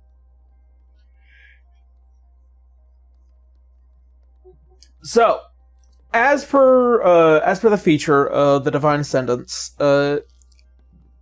I have made it a point that technically you do.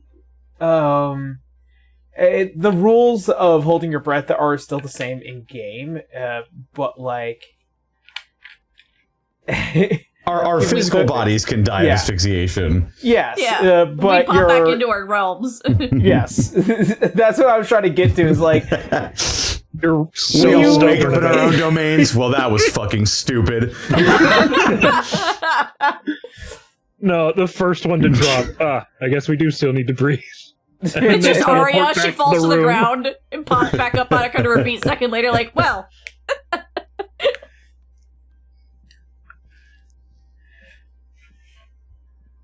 Now we know. The intrusive thought won for a second.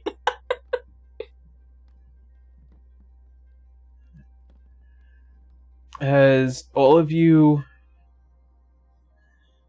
take time and go to rest. Canis, you meet up with Benedictus, who is kind of at the ready of just like whatever your request may be at the moment. Yes, Father? I've recently gone to Dracovania to, I suppose, announce my presence as the new Dragon King. However, in order to gain the, I suppose, blessing as it were from the Higher Council, I first need to deal with the King of Alanon. I'm bringing you there as my champion to keep him honest, as it were, while I talk to him. Right. Well then, I will stand at the ready. Very good. And off Canis and Benny go to go talk to this motherfucker. You cross beyond the threshold of Vale's gates as you see kind of just this royal encampment that has been designed to move on a number of horses and wheels and just this massive kind of like, I would say, like quickly constructed mini palace, if you will. A very fancy tent. Yes. The portable palace. As you go to approach, you notice many Ornheim's soldiers as they kind of acknowledge that they're in the presence of the former king of Lemuria, but more importantly, they notice Benedictus, who is famously known for being a red dragon and the son of the king of Lemuria. Mm-hmm. Many here are not willing to just throw their lives away at starting an altercation. Just, nah, I don't get paid. Sure, go ahead, block me. The red dragon could just heave you 40 feet. Alley-oop! As you get to the tent, you can kind of see just down to the royal skivvies, if you will, just the robe, the kind of opulence that a king would have, especially that of the familiarity of Ornheim. And, you know, you remember years and years ago, the former queen, after her husband had died, was left to kind of pick up the shambles of that whole song and dance. And this is the result of that. This man. As you can see as he kind of pours a couple of glasses of wine and kind of extending a cup towards your direction. Lord Canis, it is fancy to see you here. This time no longer at a peace summit. No, not this time. However, what I do now come here for is to represent Dracovania. I've recently heard that you have another peace envoy heading that way. I do.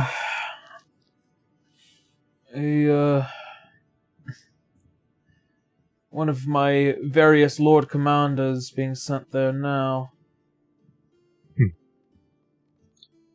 Am I to assume that Dracovania will have a similar invitation to your fold? No, actually. Oh? I'm not so much of a fool as to believe that dragons would be willing to bend the knee to man. And as such, if you are to be reliably adherent to what it is I plea for, mayhaps we will maintain this treaty.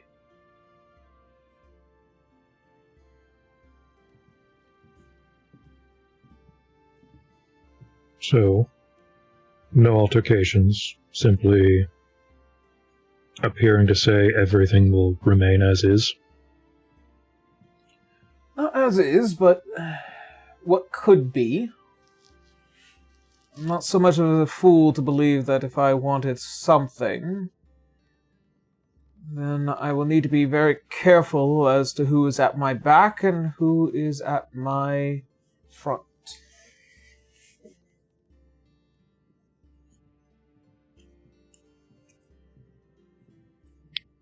So you wish Dracovania to stand aside as you collect city-states? Reunifying them, yes. Alanon has remained shattered for long enough. since my ancestors were too foolish to make the effort, then I believe it should be laid upon me to do so. However, I do acknowledge that Dracovania has always remained independent, and since their land is within the sky, just like your old one, then that land is not mine.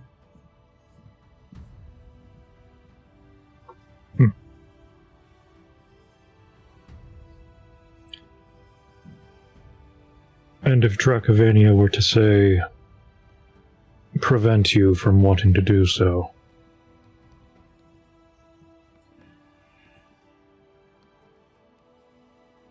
then I am afraid that war between us would be inevitable.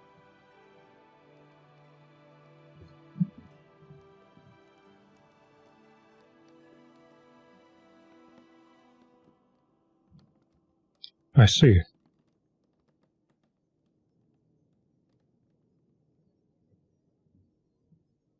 In short, I don't believe I can simply stand aside while you collect power and land more forces and gain more ambition.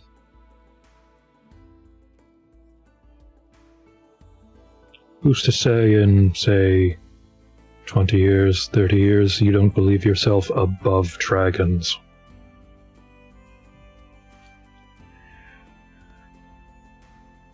I walked into a room full of gods and cared not for their presence.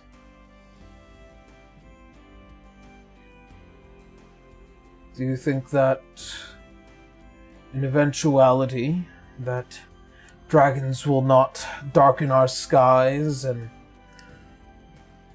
turn upon my kingdom anyways?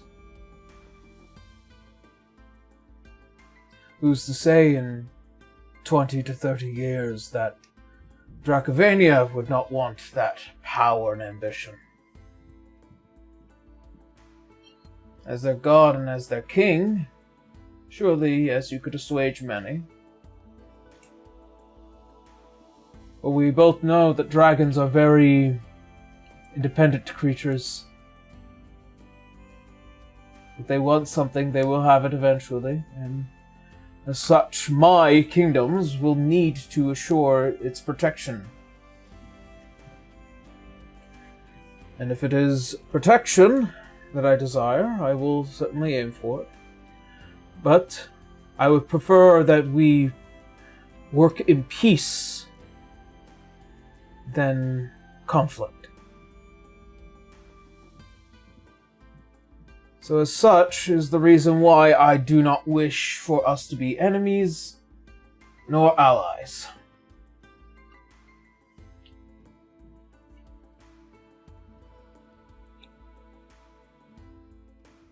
A rather, presumptuous statement from you, then. I don't believe with what you plan on doing, we will be able to maintain peace. At least for long.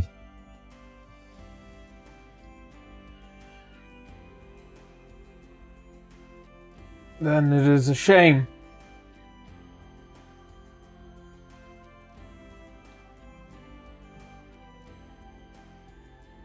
My mother told me that you were a smart man.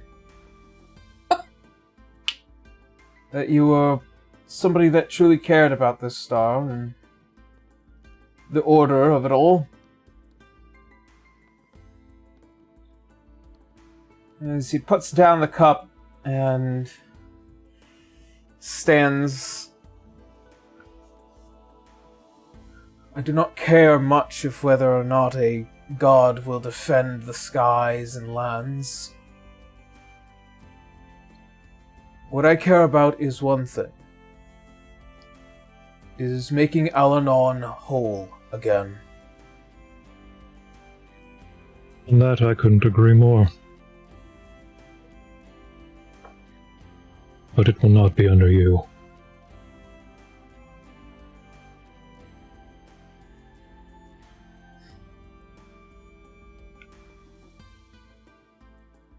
come the new age, we will see.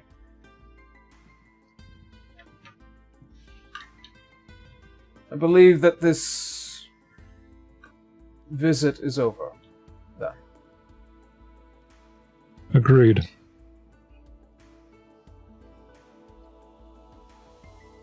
Be well, Lord Canis. And you.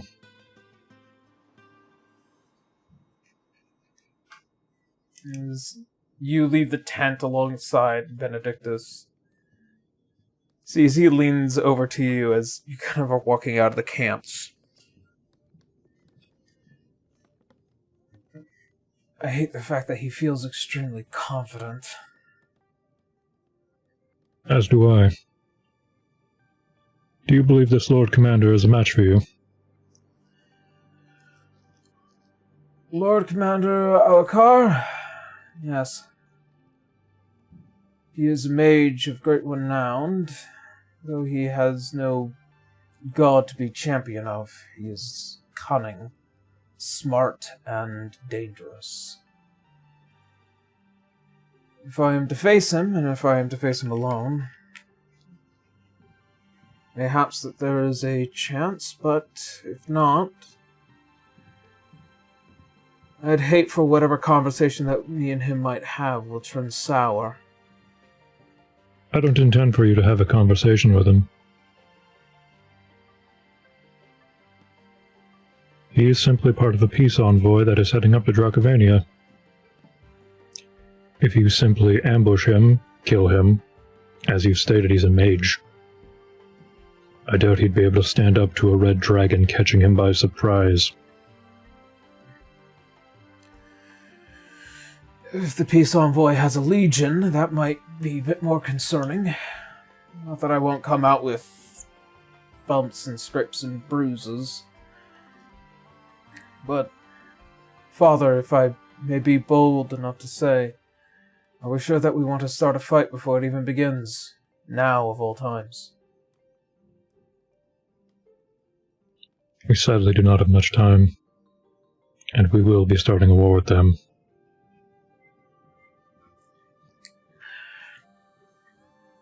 You do bring up a point, however, of the Legion with him. Of that, you can set up an ambush, and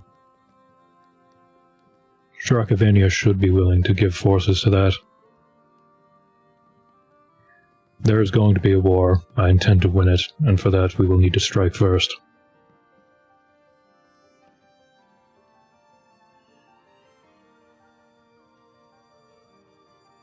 I'll take Fuchsia Fitzgerald with me then. She seems more than willing to assist us in this conflict. She is quite amicable to that.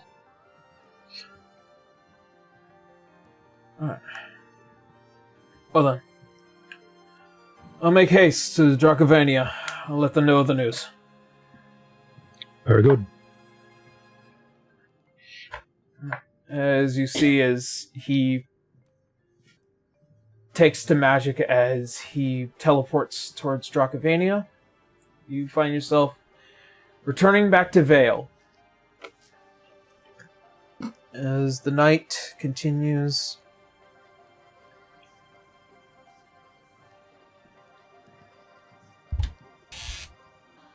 Blue. Huh. Can you be Mirios for me? Yeah, as long as I don't die myself. Sorry guys, for everyone listening, I can't stop the coughing. As you, Mirios, find yourself within the country of the Sheer Plains. A massive plateau of a country that just hangs far above the very ocean, but further beyond that is these small cities and this wellspring of magic that emanates from this country itself. Even though cool, it is extremely dry here right now. as you teleport along with Amsir into this small home. There we are. Are we safe here for now? More than safe. As he opens the door, it is a well-kept, very clean, but very small hovel.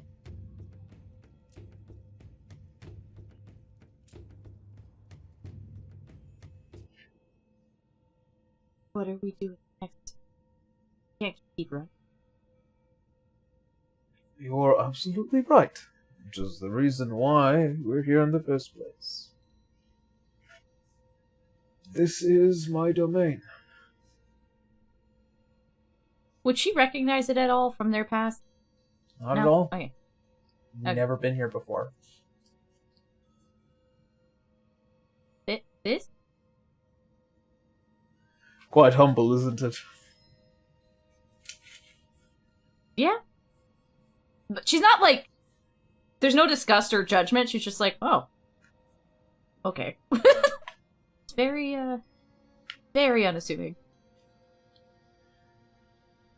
This is where I am from. A meek mage in the middle of the sheer plains. Crawled out from the bottom.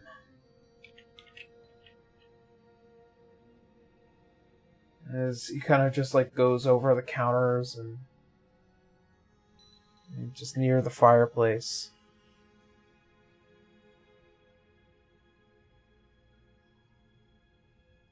This is such a sad place.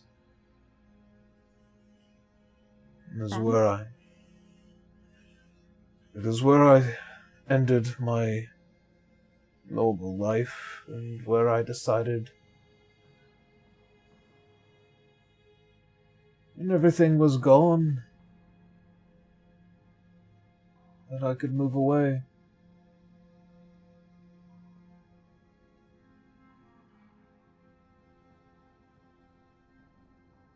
As his fingers run across a carving of arcane runes. I've never once died. But here, the only death that ever mattered to me.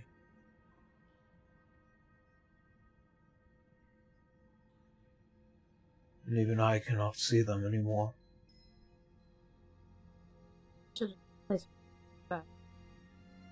She's not probing him, but whatever he wants to say, clearly she's listening.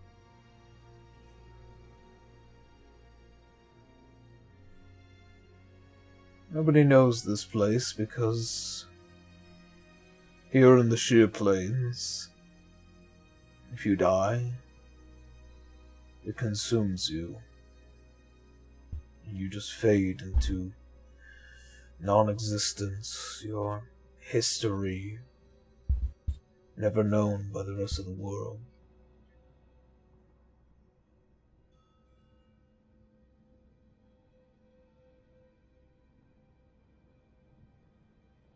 This is a place where time used to just go to die.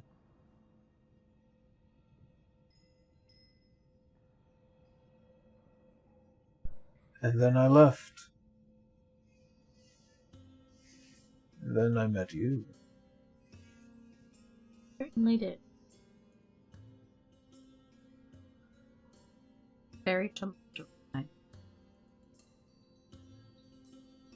I remember when we first met, you looked at me with disinterest. Yeah. Sorry. Don't be. Lumerians basically in blood has higher feeling to them. But then you figured out what I was capable of. I was shocked. I didn't think humans could. The gift of magic is a potent and yet so rare few that can actually use it. But I was far more different. I somehow figured out that magic and time could be manipulated. Almost as if the very fates designed me to do so. As he goes into the fireplace, he kind of moves a couple of these large bricks out of the way. And you see that there's just this box, solid and made of copper and brass. Almost tarnished, but it kind of shines a bit to it.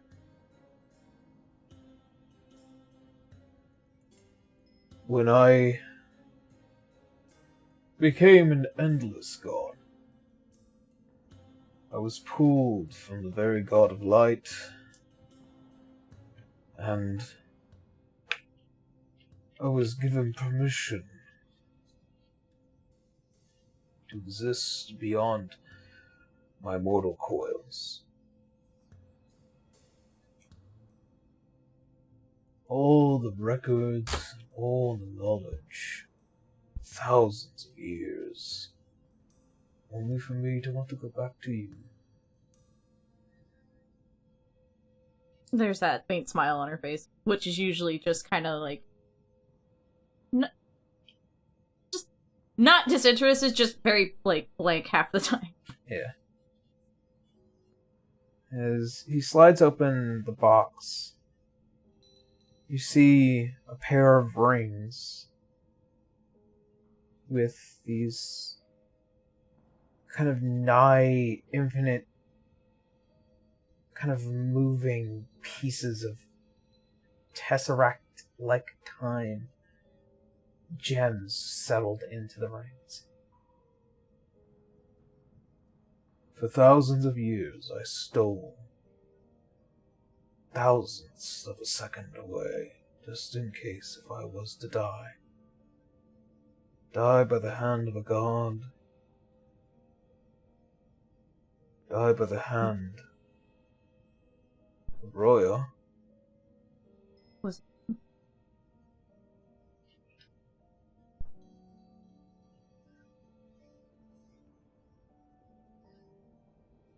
It is regardless, though.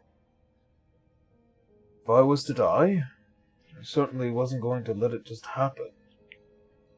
As such, stealing those fragments of time. Who's to say who would miss a minute of this world?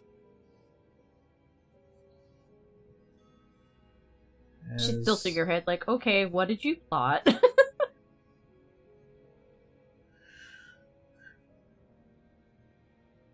As he pulls out the pair of rings.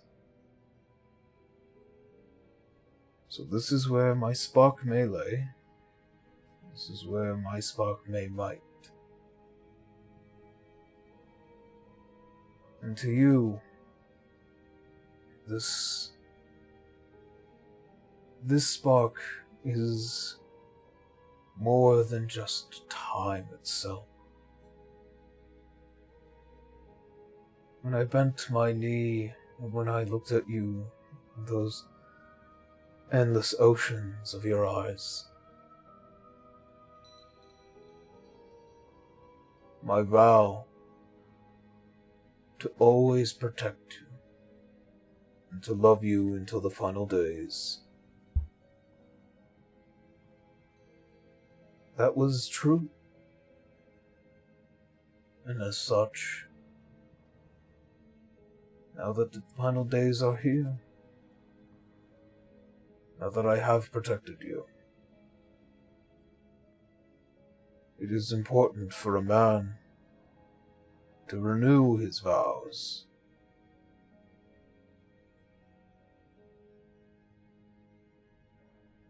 As he gets down on his knee, and he presents the ring to you.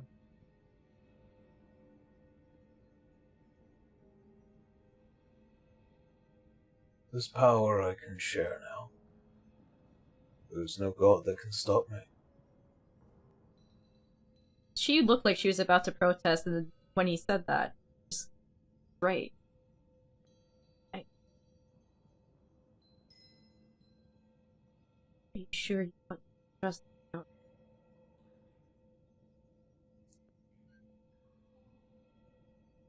I entrust this power to us both.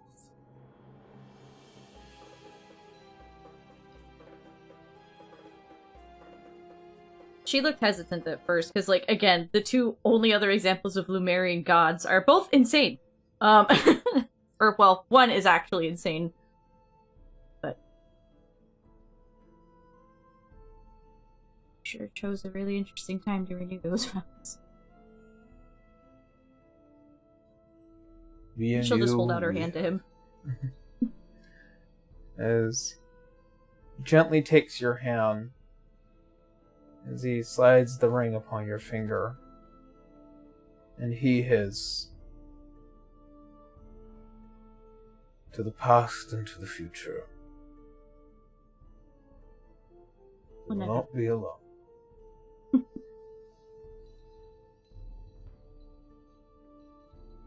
And as such, your heartbeats begin to tick at the same place, this aura of divinity. As you can see his form slowly beginning to regain back to that of Amsir, Lord of Twilight and Time. The proud face on her again, just, yep, there's my boy. Certainly took a long time to get here, but searching everywhere around Erzheim takes time. Certainly does.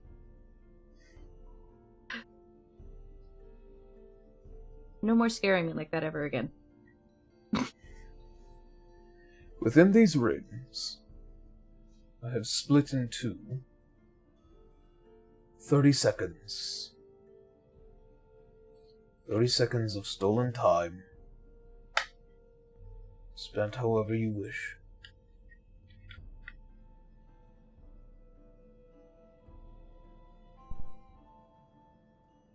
I'm not entirely sure what this means, Aaron. Player to DM talk, sorry. It is as he said. This is stolen time from the star. Small fractions of it. Uh-huh. It is the equivalent of a wish spell. Huh, she gets two. Well, one for him, one for you. Oh, I know, I'm saying she does have that spell. Yeah.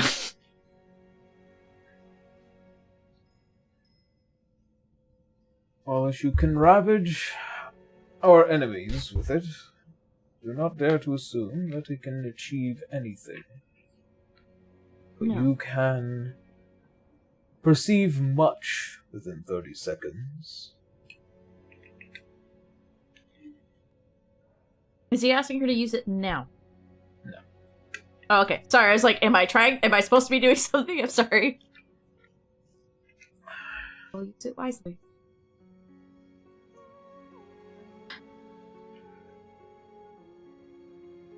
However, you did say my friend was okay, right? Yes. Which is why I'm going to need to find him on my own. As you see as the staff appears in his hand. In the meantime...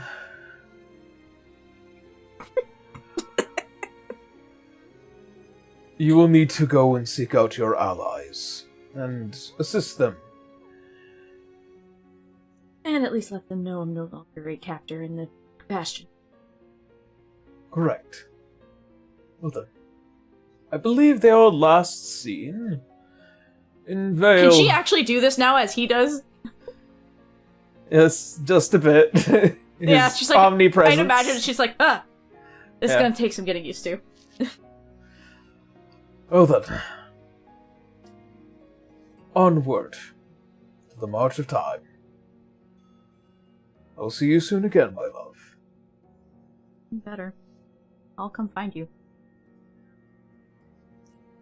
And as the chime and ring of his staff, as he just disappears back into the ether, you find yourself as well just fractalizing into space and then appearing within Vale. It's just like, that's gonna take a lot of getting used to. Like, in the city, or is she somehow in the castle?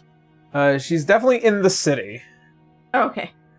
Well, she looks around, just, I hope no one's freaking out over that. And looks right up at the castle going, okay. And with that, as all the pieces are now in place,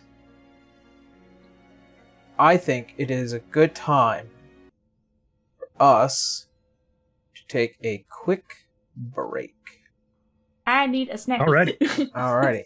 So, with that being said, break time. We'll be back in about 10, 15 minutes. See you all then. Yeah. All right.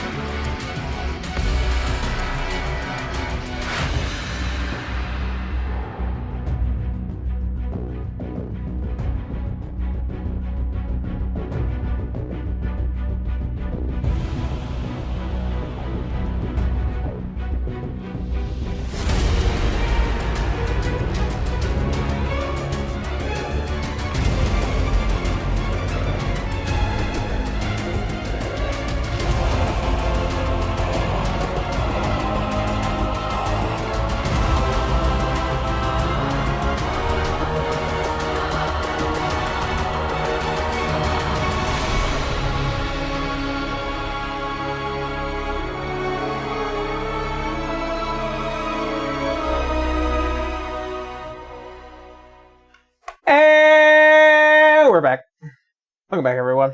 How we feeling? Got snackies in me, so I'm good. Hey.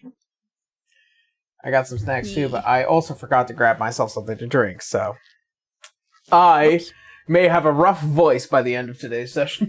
You should have gotten something to drink, buddy.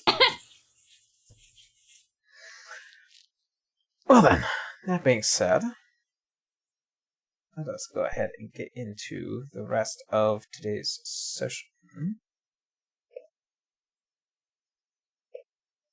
Explorers of Earthseheimu.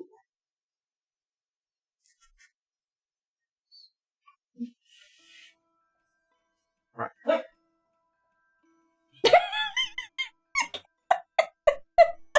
Best timing. Oh, thank you, Kendra. Aww. Banjo, come here. Sorry, he jumped up here. Come here. Bambo. Honey dog. So, There he is. Dog. where we had last left off.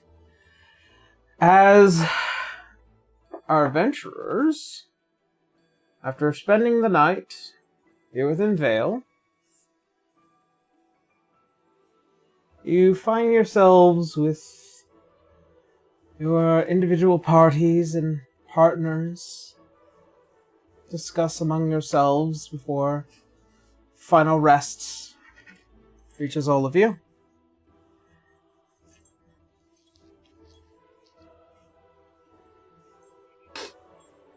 I'm sure Arya is just grilling teacher right now. She is. What's the menu? Fish or chicken? Oh, what are the colors? Oh, let me help you pick out the colors. You see his Sov just like kind of just sitting in the corner, just like kind of having a bit of a laugh. She's like, I don't have any answers to any of this. We're kind of saving the world first. It's funny This that gives she's. us something to look forward to. Come on. You got cut off. I'm so sorry. I'm sorry, Tara. That was so high pitched. I don't think your microphone. Your microphone said I'm sorry. no. I'm sorry. I'll calm down. My voice is too powerful. Clearly. Arya's just like, what? This gives us something to look forward to. You're getting married. She's just Make so red plans in so the you can face. stick to them. We haven't got to that part of just asking yet. I haven't thought of. Oh, you're so grown up. You're gonna look so beautiful. She's realizing now how much of a mom Arya is to her at this point. She's seeing the parallels between her mom and Arya. You're gonna be the most beautiful bride. She just hands her a tissue. Okay. Yeah. You can see as like Zolv just like gets up with the canter and just like brings it over to you two. I like to think my sister would find this moment to consider all possible options, something to look forward to, something to fight for. Of course. There's only one thing I know for sure. It won't be soft, knowing my mother. A traditional royal Acelsian wedding. Haven't seen that in quite a She's like realizing number of since we years. work so close with the Sultan and everything too, like, oh.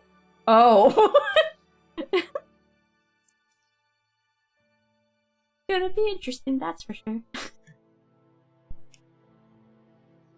Just a lot. Just glad I didn't ruin it. I see the way you look when you see that man. He makes me happy. I can tell.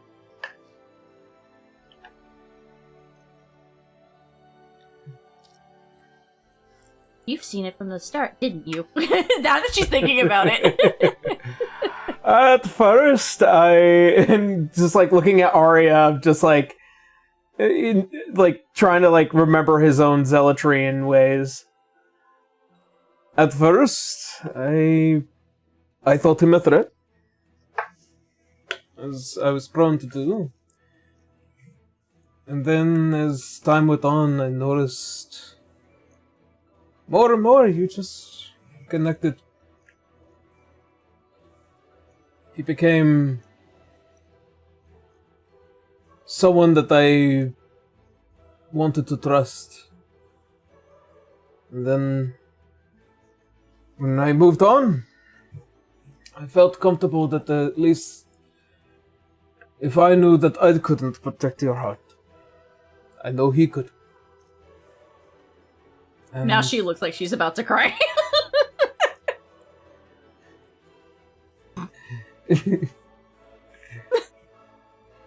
Ari just kind of like grabs her hand, like takes one of her hand in both of hers, just squeezes it. Don't worry, you're all invited. Okay, cool. See, is Ignis also looking over. Speaking of weddings, Yeah.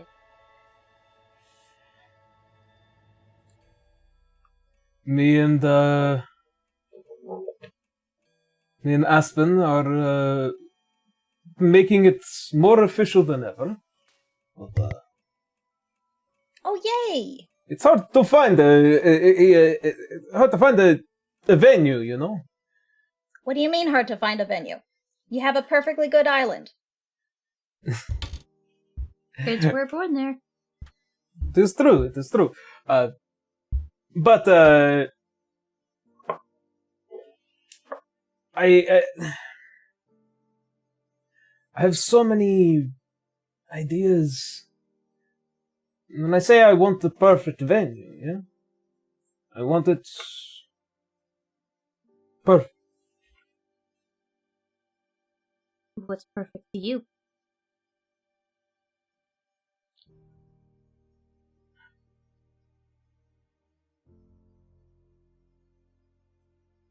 And you can see that, like, he really thinks about that for a minute.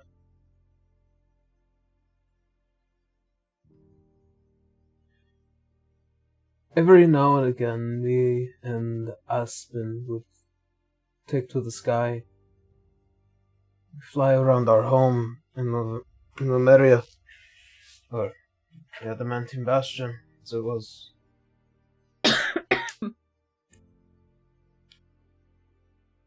The night sky was always so beautiful. It's hard to imagine that we have a home now. If we have a home. We do have a home. She's raising a brow.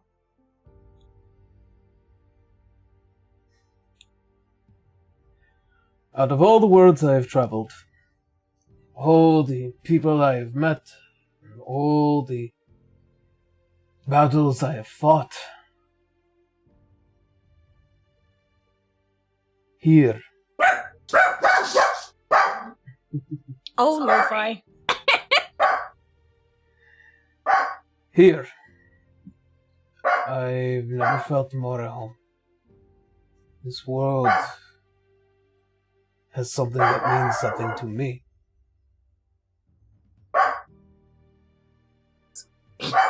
No, you're fine. He has opinions. Someone came to the door. That would do it. He's my living ADT system. Do you need to go wrangle him, or...? I would if it wasn't for the fact that he's talking to me.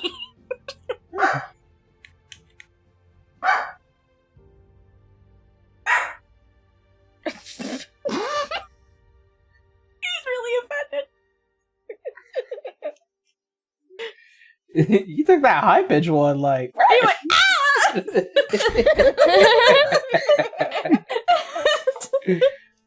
Oh, we There love you go, bud. dogs You on told this him what for. show. Good job.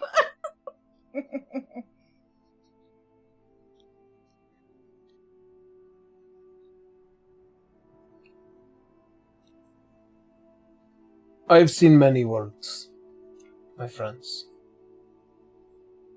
I've seen ones thrive. I've seen ones at the brink in the end. The last one I came from was at a point of such desolation and imbalance. People had lost faith and hope.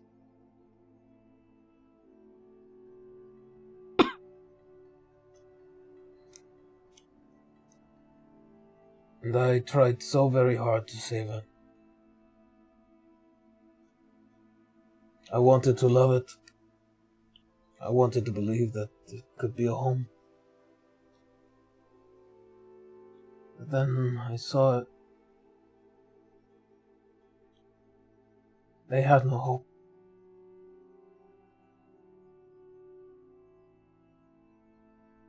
They let everything they ever loved die. Because there was no way to save it. And so I fled. Fled the dying world, and I came here.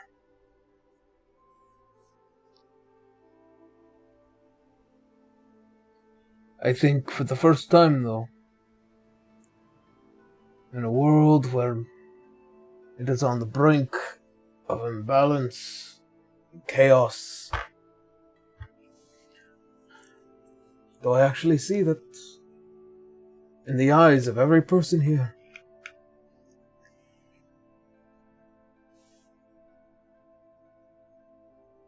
So full of hope and fortuna.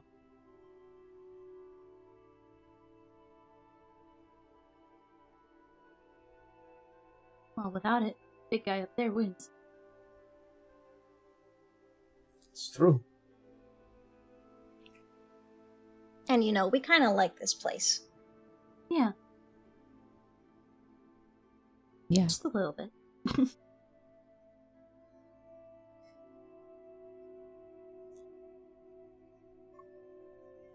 From lustrous expanses to the land, the sea and sky.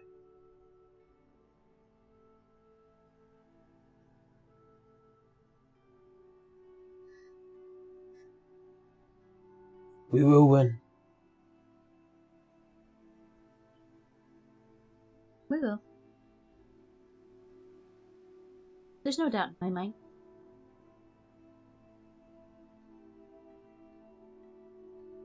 Want that other cat up at home.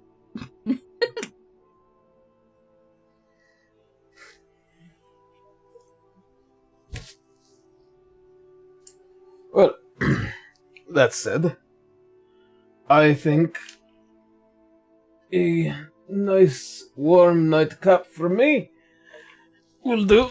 As he gets up, does the kind of like the dad. The dad sounds. Yeah. His bones aching. Congratulations! This is your future, Salazar. Congratulations, by the way, to you and Aspen. And just so all of you know, you're all invited as soon as we figure out where we want to be. And hey, for what it's worth, don't worry too much about a perfect venue. Because at the end of the day, it's not about the wedding, it's about the marriage. This is What true. she said. However, Hamgui is definitely not a bad option. Looking at you, Winry. No, it's very pretty. When It Henry has- gives a very firm thumbs up, just like, I It got has you. I'll hook you up, dinosaurs. dude. If there is a perfect place, as high to the sky as possible. I think we've got another option. Looks over to Canis. If you wish to be high in the sky, Dracovania would serve for that. I mean, we could also wind up winning back the Bastion. True. Don't count that out just yet. Might have to make some home repairs first, but Yes, but after Roy has stunk up the place. Well, Let's be Lots honest. of Modius. Erziheimel Febreze to get that smell out. Well, we guys gotta take one guy out, put Roya back together. Huzzah, we're done. We got help. She is kind of Aor just sitting there.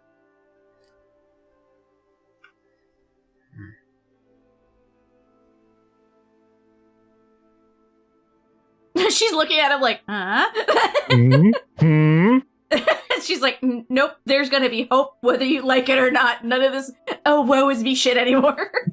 Stop crying. There's plenty of work to be done, starting right now. I'm tired of this, Grandpa. Let's do that.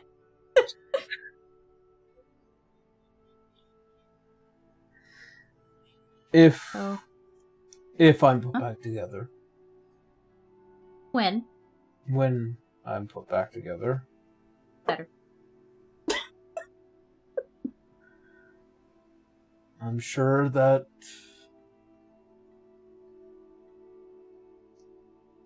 there's always going to be that one place. As he looks towards you, Canis, he thinks of the most highest place in all of Erziheimel. That battleground, that place, this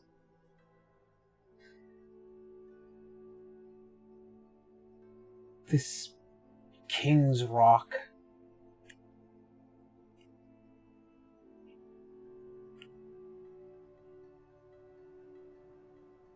It is one of the most beautiful sights. Just if you manage to hit it as the sun begins to set in the south. Teacher just raises her brow and then looks at Ignis. I'm not hearing a no. That is if this time that we need not to battle for our lives, even if only momentarily.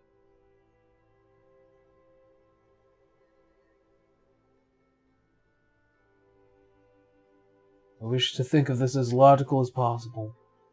We're about to do the near impossible. Keyword on near, not actually. Whatever move that we decide to make could be a deadly one. That is something I wish to impart upon all of you. Mm-hmm. The moment we step out into the battle, Roya will make his move. And so will Ostius.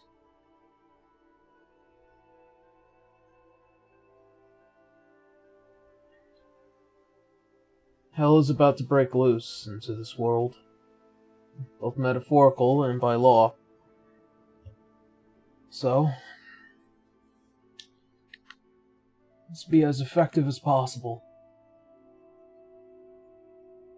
Call upon the allies we have as well. Thankfully, we've garnered quite a few.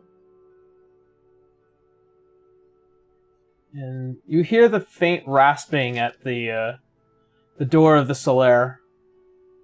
And you just kind of see it kind of creak open. And you see a familiar dwarven face as she peeks through. I was wondering if all of you were in here. Who's this again? I'm sorry. This is Greta. The Svartle family. Yeah, one of the blacksmiths that we had way back in Centauri. Gotcha. How'd How'd you get here? Oh, don't mind Hey. any of that. But as she opens the door, I managed to pick something up along the way. As the door opens, you can see just standing there is Mirios in the flesh. To which Wenry just hops up, just like, oh my gosh, you're okay! Yeah. That I am. Staff in hand entirely this time. I'm gonna be honest, I was very scared for a minute there. I didn't think I'd see you again, to be honest. Well, that almost did happen, but my husband once again, the time god, plans for everything. That amp's here. If Wenry is staring closely at Mirios, can she sense the difference now? As a god? Oh, Yeah, would I be able to tell the difference now? yes. There is divinity kind of just rolling off of her. Yeah. In which case, Wenry would just say, "Oh, well, good on you." Yeah. You know, I haven't called Rolla yet. Do you want me to let him know you're here? I guess? She's just like, okay. Wait, if her power comes from Anseer because it's split, does that make Reloy their champion now? We're gonna find out! You have to do what I say because my husband is your boss. It's kind of like sharing the child Sharing in custody. the relation. Yeah. But she'll look at the rest in the room and then back to Wenry. So, long story short, to try and save my friend Borko, Modi has found out who I was, that we were essentially playing both sides. Borko is safe somewhere, and Amsteer's looking for him. But he did try. I almost died. Well, I'm sure glad you didn't. No. Amsteer gambled with it, and therefore was powerless for a bit. And we went and found his divinity again. And she's not going to tell her where that is. That's private. Mm-hmm. So he shared his power with me. It's the old gods are no longer here to stop it. Here I am.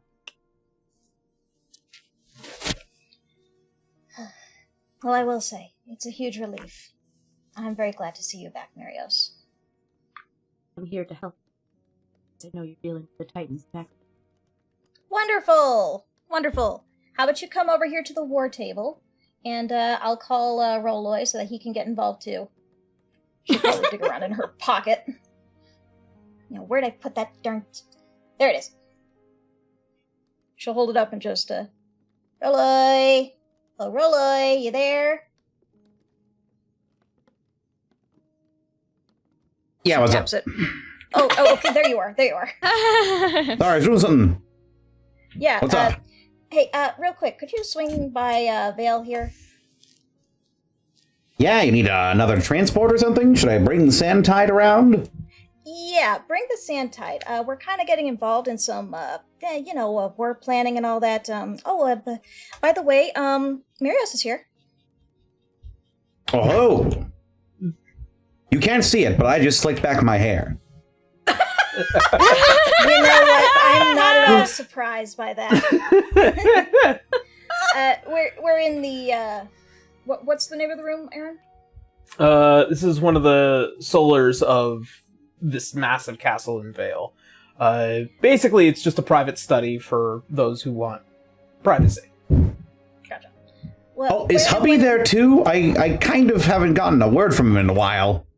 No, but we have news of him. Ah, all right. I'll be there when I'm there. When? It's a mystery. Woo! And then he cuts off. Pops into existence anywhere. And Wenry's probably gonna look up just like 3, 2, 1. Hey, what's up, Meanwhile, everyone? the Legion seeing a giant starry ship. What the shit is this? Well, that depends. Is it dark out? Because they might not see it at all. It would be dark out right now because it's Oh, okay, so it nighttime. would blend in. Yeah. As you, as you guys kind of convene, you see as Greta kind of stepping over towards you, Canis. Oh, so sorry about a lot of the delays. No worries. You're here now. Unfortunately, Digger and Eager are kind of a bit busy with their own little thing that's going on. But as she kind of pulls out a couple of tools, and as well as various items that had been promised quite some time ago. And we just haven't had the chance to get back to Centauri. Yeah. Alright, well, these are all for you and your friends. Also, I just wanted to come in and check in on that pickaxe of yours. He'll show it to her. Seems to be fine. Hey, it's just barely on the cusp, though. Mayhaps once you manage to put it through the real ringer, it might actually be quite ascendant. But for now, it doesn't seem like it's out of fashion. And it's certainly nothing too extreme upon it. Right. Well then, I just wanted to come in, check in on everybody, make sure everybody got what they ordered. Wait, are we all in the same room, or are we in different... I would assume we were in different rooms. Oh, for the most part, everyone's in the solar for just a little planning and get together. It's just that Belle and the rest are just out of here. Gotcha.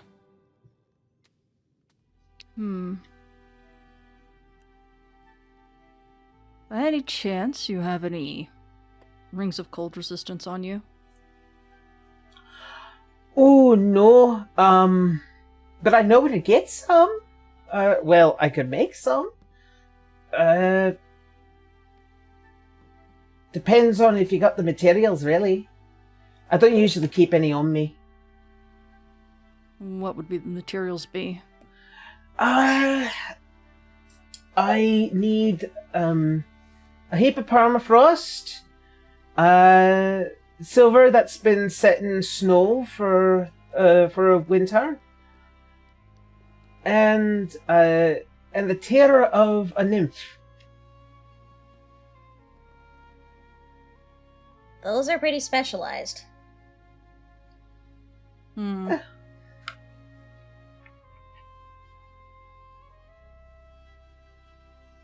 says we can't go shopping, though?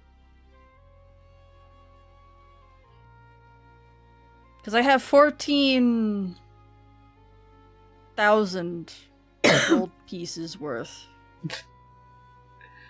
of sapphire gems.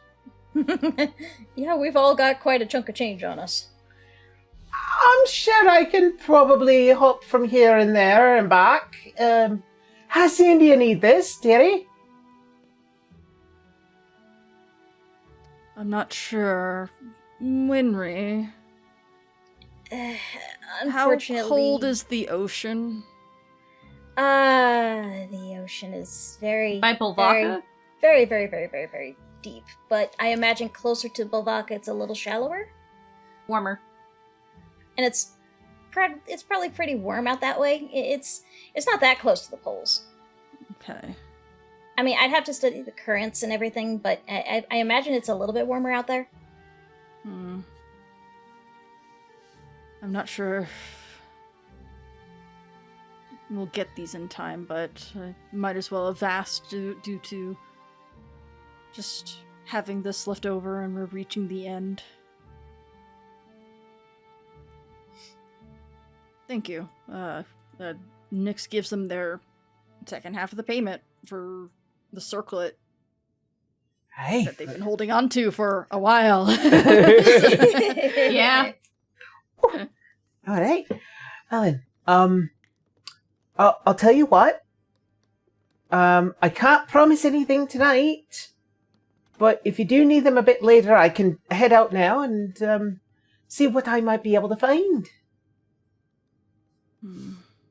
I don't know how fast things are going to pick up as soon as we start going, but... There's worth also a the shot. question of if you'd be able to get to us when things get going. Yes. Oh, getting to all of you will be easy peasy. Believe it or not, we Svartal are quite resourceful in our modes of transportation. That's good to know. Alright. Thank you very much. Righto? Alright, well. You all have a lovely night. It is night. Lovely night. Thank you again.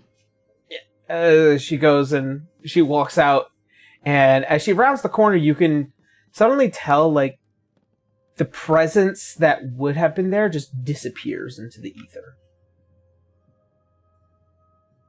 Pocket dimension travel much?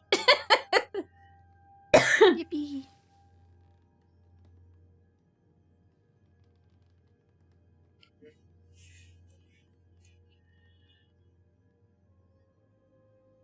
Teacher's just looking at Aor like, what do you want to do now? Honestly, sleep. Candid face. Okay. It is a That new honestly really sounds like a concept good for me. idea. Well, we are about to start going off to kill Titans, so here's the best of it.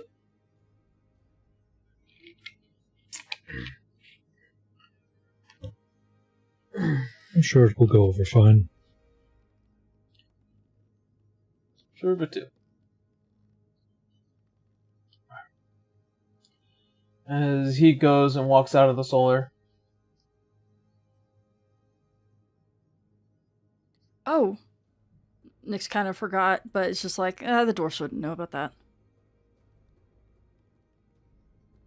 The Lady of Stars said they were going to do something with the world tree bark that they gave them, and that side quest was kind of swept away amongst So- the chaos of the everything. Yeah. Yeah. Like, Nyx mentions is like, hey, what about these trees? Can we get to these trees? And every time it was like, no. And I'm like, okay, why the fuck was I given this quest? So, I don't know. I don't know what she's gonna do with that bark. So, she has it. Shit's been crazy. Yup.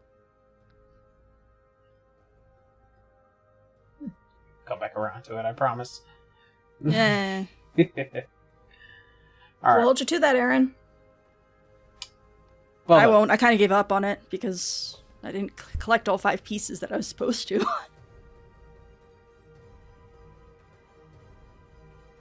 So, meh. But I have a circlet. Yeah. And Nyx was one. Happily. Hell yeah. Yeah, looks good on you, Nyx. This will be very interesting.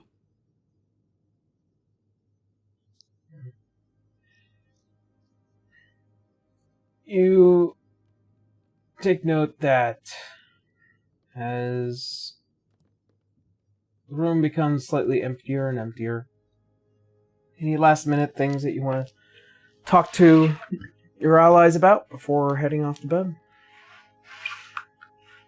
I want to bring up the whole declaring war thing to Fuchsia real quick. Probably important. As she's just kind of there, a goblet of wine, and just enjoying the entertainment of the company here. Sorry to take you from your lovers again. However, I do have a bit of fun for you. Ooh. I mean, is it special kind of fun, or is it more of a you kind of fun? There is a I difference. suppose a me kind of fun. Oh. That's a little disappointing. I was expecting to... Never you mind. What is it? You were there when the peace envoy was mentioned, correct? Of course. Heading to Drakavania? Yes. I've sent Benedictus to go deal with it. Would you care to join him in removing it? The peace envoy? Yes. I feel like that might be a bit too touchy, even for me. Not to seem rude, Lord Canis, but, in case you might have forgotten, I am a goddess now. Interfering in man's affairs will be quite punishable in the cosmic sense. That's also not to mention my responsibilities to the Black Archives as well, as I have more than many a time sworn off trying to kill mortal men. Failed a couple of times, but I have gotten better about it. So, no point in relapsing. Darn. I suppose we'll have to find another dragon for Benedictus to pal around with. Well, let's hope it's soon, since you're practically sending him in front of an army.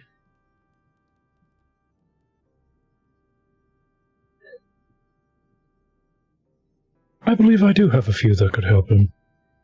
Now that you mention it. Hey, Yarrow, is Glacial Trox still alive? I'm sure he likes beating the shit out of things. He's a white dragon. More than likely, yeah.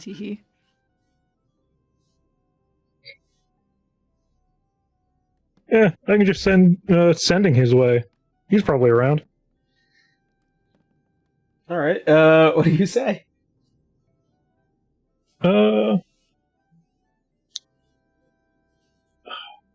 Hey, buddy. Long time since we've talked.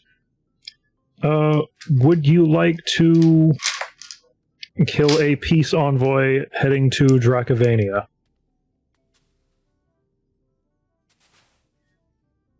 Moments That's pass. the limit. That's only 16. Moments pass before you hear back.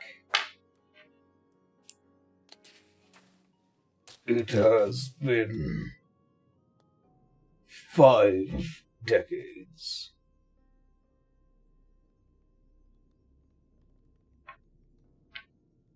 I will gladly assist, should there be an award.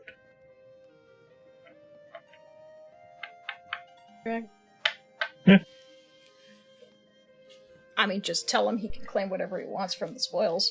As long as it's not the land. I mean, there's apparently a high-level mage there. He can take whatever he wants out of that guy's corpse.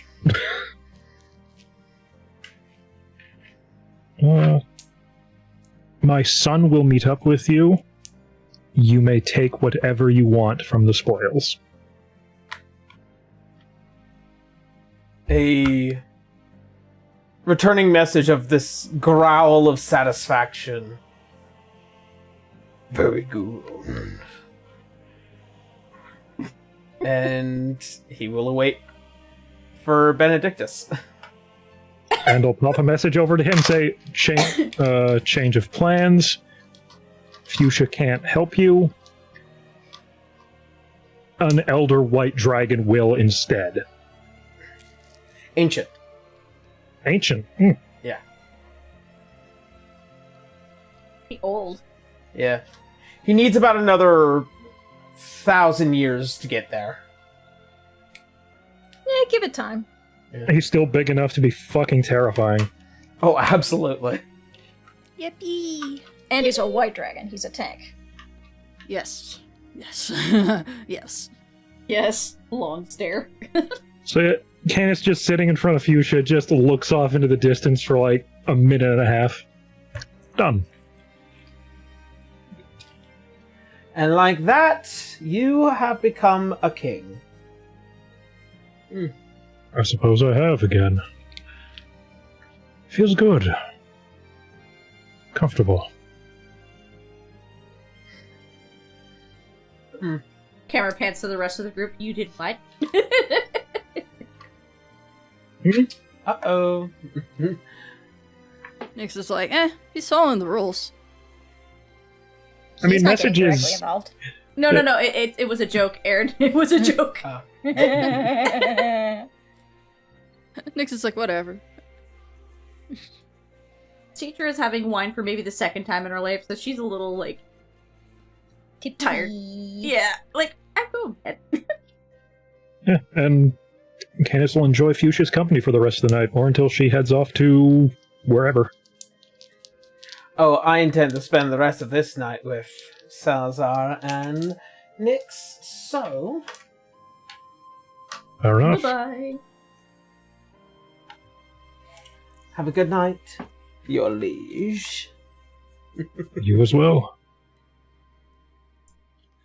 So she walks out. But leave him with, like, I guess Mirios in this case, since the rest are going to bed. Or is this I further now? imagine. I imagine if, unless Salazar and Nyx want to do anything while they're here. Mm-hmm.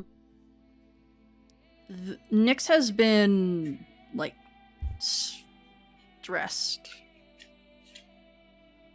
the whole time.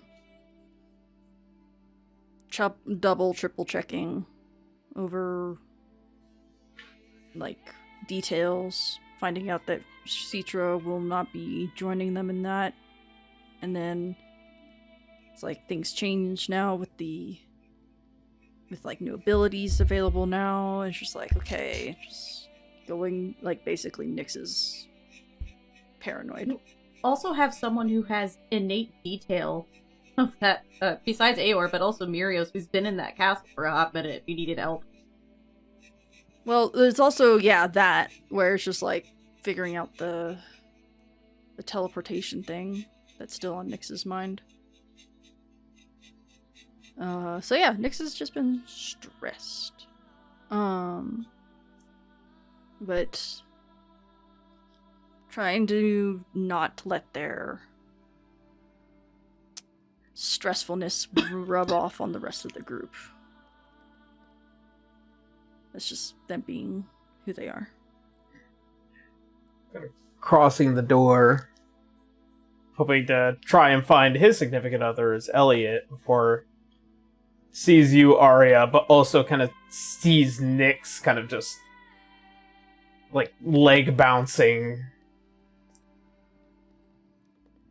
They've probably chewed through like a quill or two. Yeah.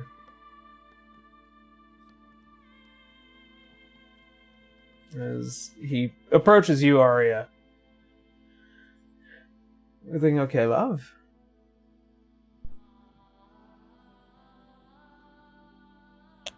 Is anything okay? When you really think about it lately. Too much wine. I suppose not. But I am attempting to try and solve as many problems. I mean more...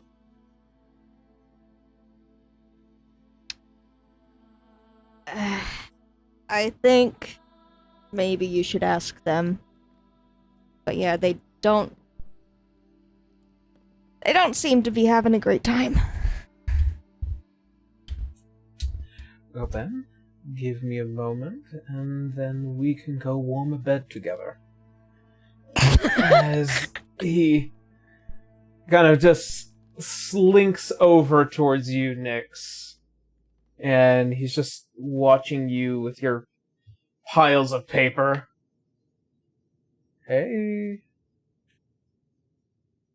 What is it? And they haven't looked up. Looks like you're doing a lot of that thinking. Not the good kind. I'm trying to keep in mind everything and the possibilities of things. We have to go fight titans. I have to go steal from a tyrant. And then we have to go fight more titans, and probably with this tyrant following us, trying to kill us all. So excuse me if I am a little on edge.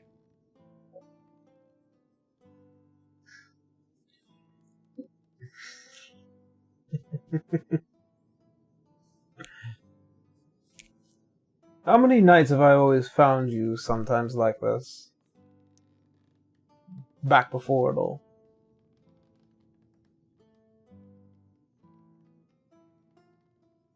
Well, probably not too many times, as I didn't have to think for my life. Yet I would always somehow, in one way or another, find you pouring yourself into your books, your research, your everything.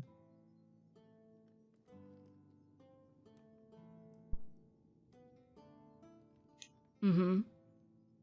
You're not fighting for your life anymore, Nix. You're fighting for a lot more people's lives. That's what comes with the promotion. Nyx looks up at him with, like, the most, like, you're preaching to the fucking choir. I understand that. But if we die, everyone else does. There's, like, you don't understand the gravity of the situation if you're telling me that, Elliot. I think I personally know probably just as well as you do. Not if you're telling me that I shouldn't worry, because the whole star rests on my shoulders. Certainly I understand doesn't. that deeply. No, I'm not saying that. Absolutely not. The whole star doesn't rest on your shoulder. Rests on everyone here, and then some more. Yes, it's a group effort, and it's good to keep an eye on all of the angles. But you're not going to change the world in a night. That is what I'm trying to tell you.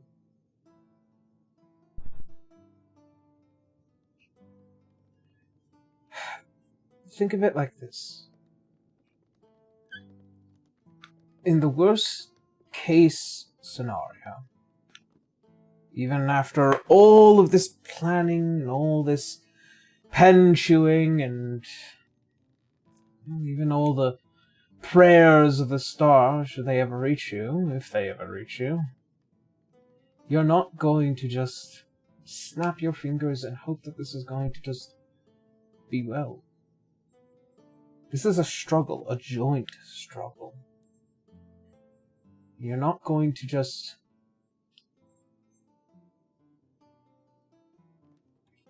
overcome it all right now.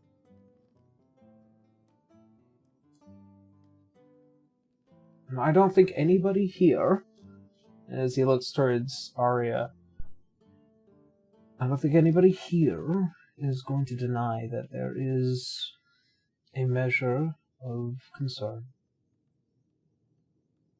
But if you don't rest, you don't calm your mind, you will end up falling back into that dark place. A dark place that I would prefer that you not be in. Because that is a place where you have lost faith before. And you can see as he kind of just pats his heart a bit. I know.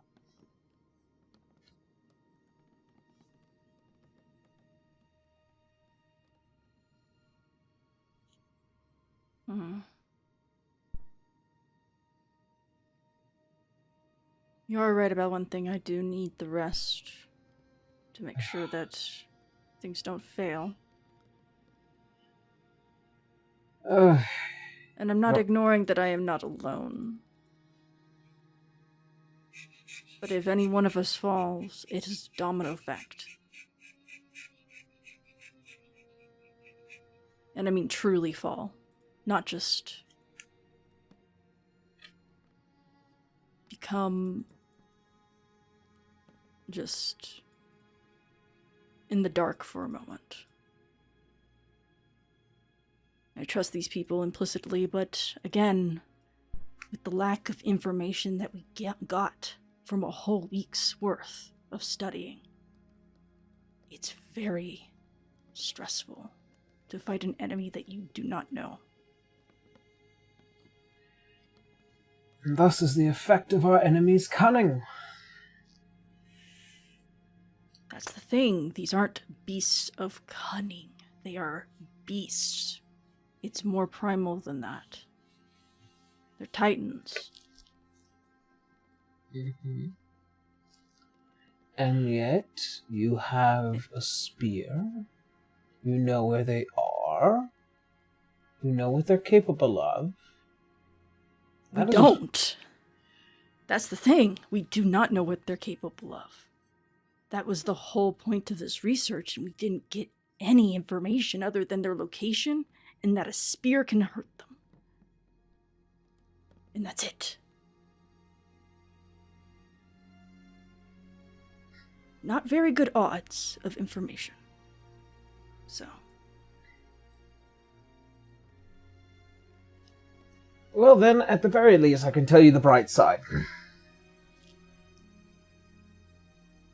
They equally don't know any of you. Aside from the one in the sky. The other one in the sky. These beasts, they are primal by nature, yes. So, treat them like it. Don't be the prey. As just kind of pats your shoulder a bit. Be the hunter. That's the point. You think that you can hunt a boar by just going up with a stick? Well, you could, I just wouldn't recommend it. You would die, Elliot. And that's what I'm trying to avoid all of us doing, is running up with a stick to a beast that is primal and just wants to kill.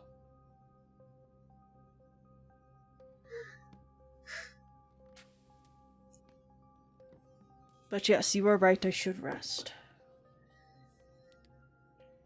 Nothing else can be done but just wipe my hands of the waste of time of a week of sitting. Nothing but a stick can kill it.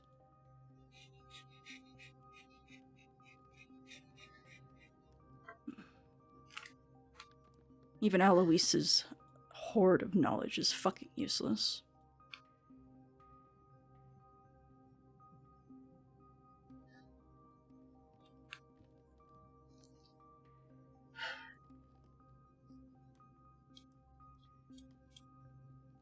I feel like we're leaning away from pragmatic to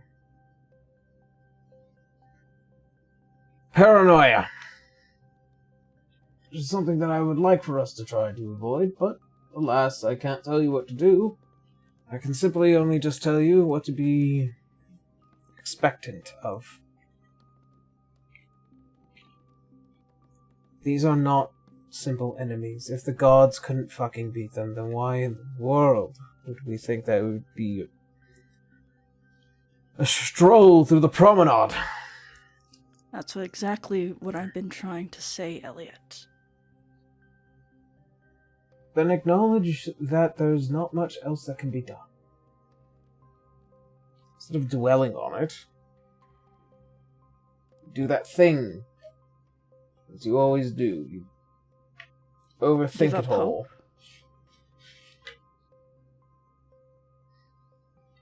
Do you want to? No, and that's exactly why I was trying to plan as much as possible. And this is not that.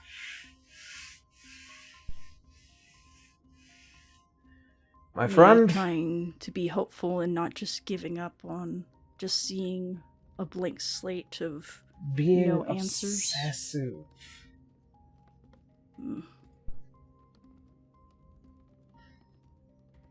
I suppose I am a little disappointed at being constantly told that these things are needing to be killed with no true sight from those who keep saying that we need to kill them. So, suppose my frustrations are there. I guess we'll just go after them with a stick. And call it a day. Better be a damn well nice stick then. Apparently it is, but we only have one stick. Let's hope the rest of us can hold out hope.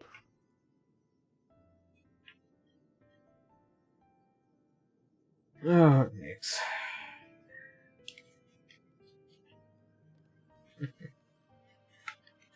Oh, Nix, you.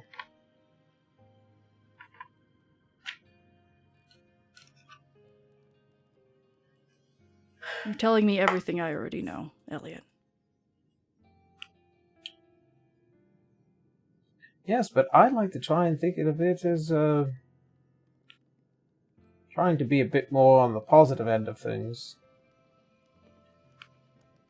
But you are right. I will not disagree with you with the realities of the situation. It's just frustrating. But I should go.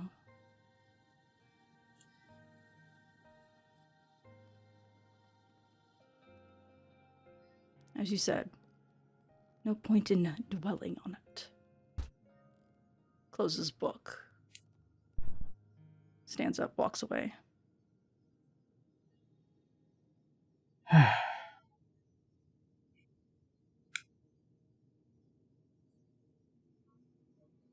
Mayhaps that is the fault of mortal men.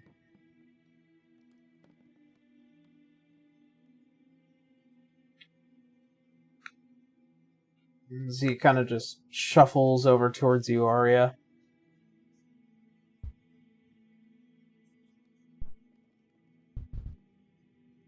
Suppose it is Are what they it doing is. okay? She's worried. Amongst other things. You can't blame her, though. Yeah. There's lots of reasons to worry. Army's at the doorstep. People just losing faith. Perhaps it is I who has lost touch of so many things. Even I begin to wonder what I'm capable of at this point. Not that I'm complaining. I find myself quite fortunate to be in the presence of such wonderful people, complicated people as well.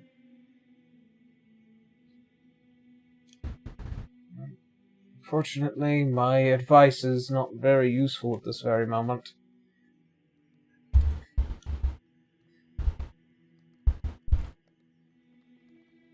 There are some problems that just can't be talked out.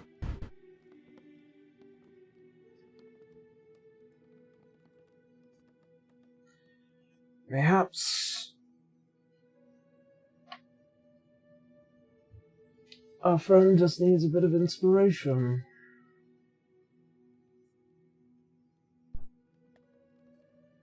I got plenty of slots for that. I would not doubt it in the slightest what you're capable of in terms of inspiration.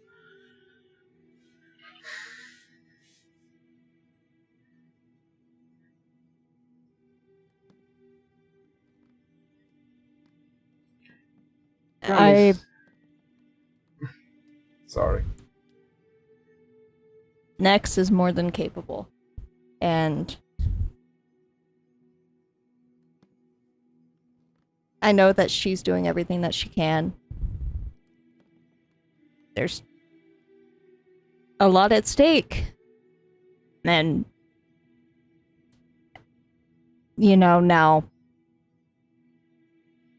she realizes that there's more to her future that's at stake. I'm sure that's not helping things.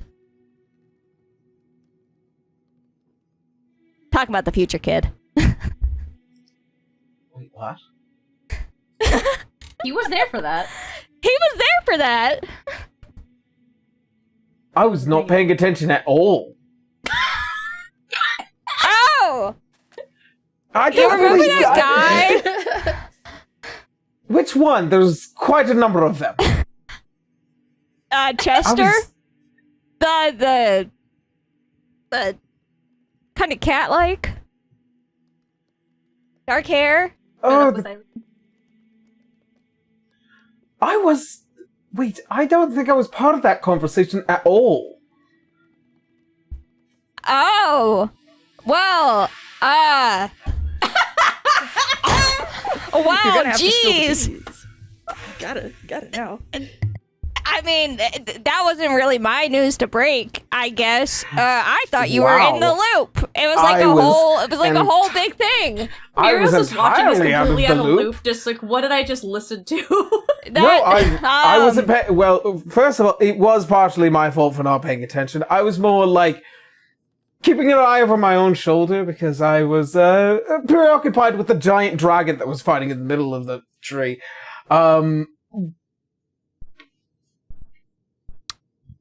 Yeah, the Fight, Nexus future child, with Salazar.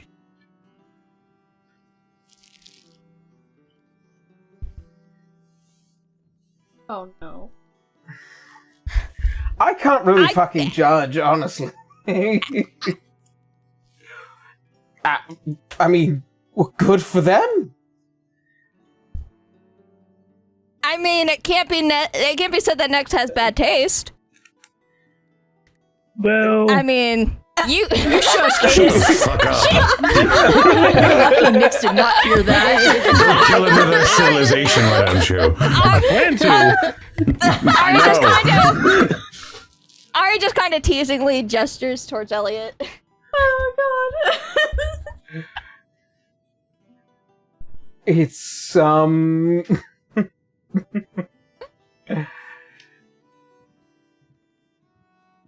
I mean, I understand what it is she likes. I could say that at the very least.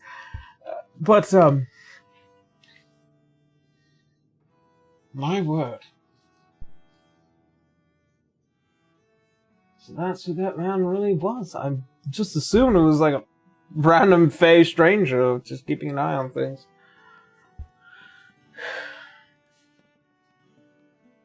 Well, everyone else knew, so now you know.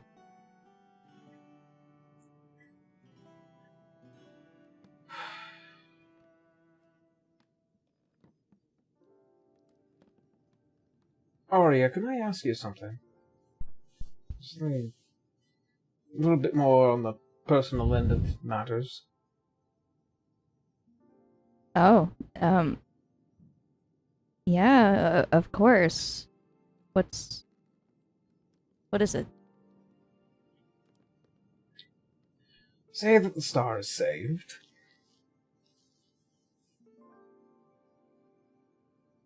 And everyone gets their happy ending. Obviously, Nyx does. Nyx and Salazar. I'm happy for them.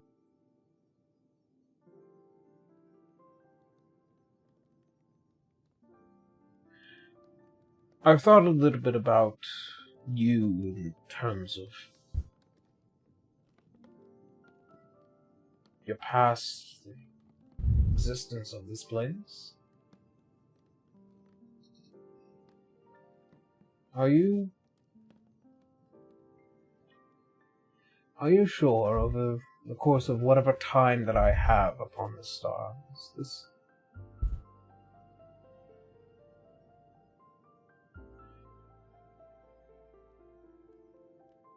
Do you believe that we will survive it all? The changing of this world.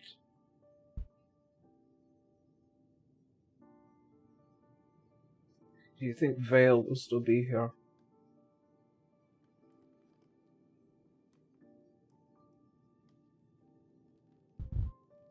I think so.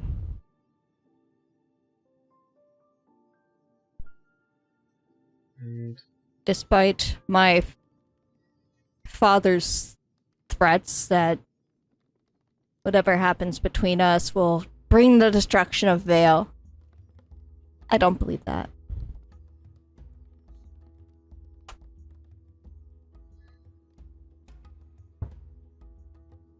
let me ask you this, I think. Since I want to be a bit more pragmatic about it. Whatever time I do have,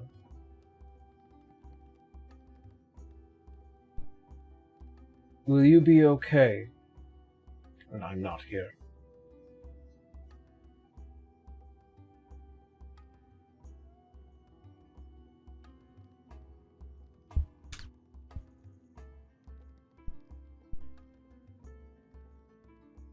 In my time, I have lost 2 husbands, and I managed to survive it. So, I'm happy to make the most of what time is allotted.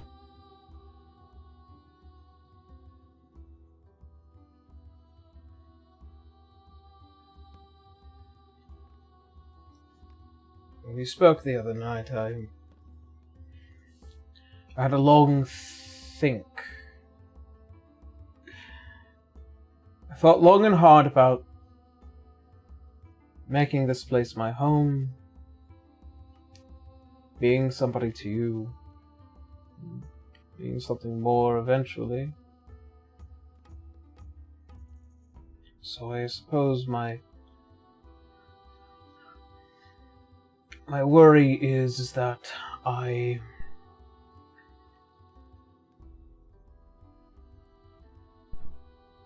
when I become nothing more than just dust and dirt,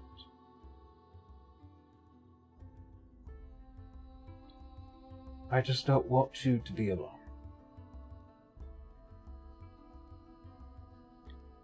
That will always be a thought in my mind.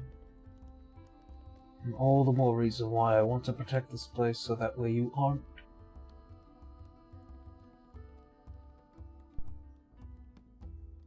As long as the star survives, I won't be alone. I'll be sure of that. I'm not kept prisoner in the celestial plane in some far-off domain. I get to be here, in my home, in Vale.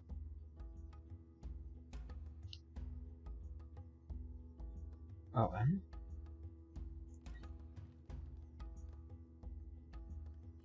As long as that remains constant, so will I. Now, I believe the night is coming to an end for the waking world. So, shall we keep each other company before the final days truly begin?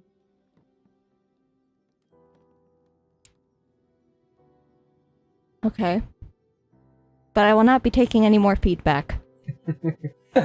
I will only use my mouth for one thing and one thing only, and that is please. Jesus.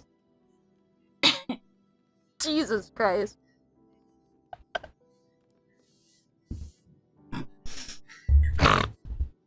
He's your twink. I'm nodding, yeah.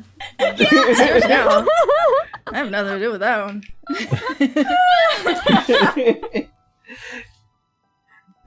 It is not the bard that had romanced the dragon, but rather the druid that romanced the bard.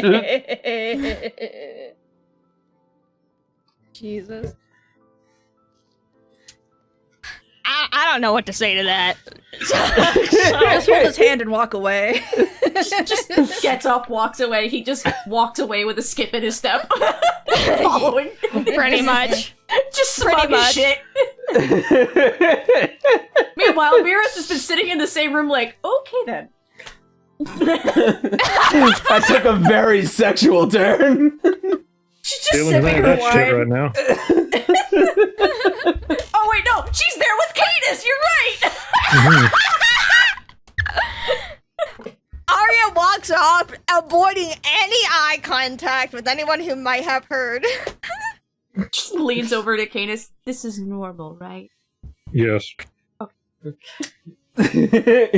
could just see as Elliot just very proudly taking Arya by the hand. She's not. Mirios wouldn't judge, nor would she be shocked. She is a married woman with a kid. Arya still just seems embarrassed, but they still just like continue walking together. But she's giving him the stink eye. Oh my god, Elliot, you're so embarrassing.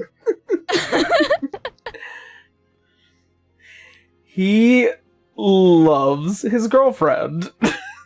And he has to be a pain in the ass about it. The fact that he could keep up with you in terms of like innuendo is pretty funny. That's his native language. It is. He's fluent.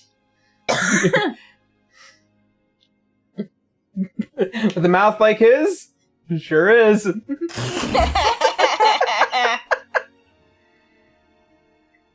Alright. Canis and Mirios. Oh, I didn't know if they were gonna have a conversation. Just figured, like, we never said they left the room, so it was just funny. Yeah. They never left the room. They were just there staring at that conversation happen. Two very old people watching youngins. Was Salazar there too? He did speak up about the... Technically, Arya's older than Canis, but younger than Mirios. Mira's is a couple thousand years old.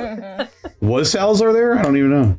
I mean, That's you up to you. did the It's up bit to where you. I imagine Salazar was in some corner, just like with a piece of paper, drafting up a spell.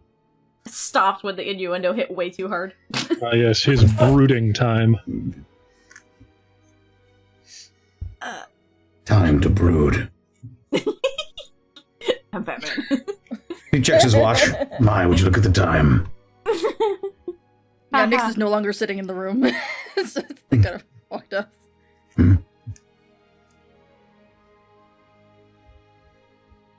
I've lost track of who else is there. No, everyone else I think left. It was just Canis and Mirios, because I don't think we said anything about them leaving. Yeah. Nope. That's another thing. Roloi should have come in by now. Boom, baby! Am I Kicks there? the door open. It's just... I imagine Roloi just makes it. It's just like Roloi as he just like skids it into the solar and just like, there's Mirios. The rumors are true.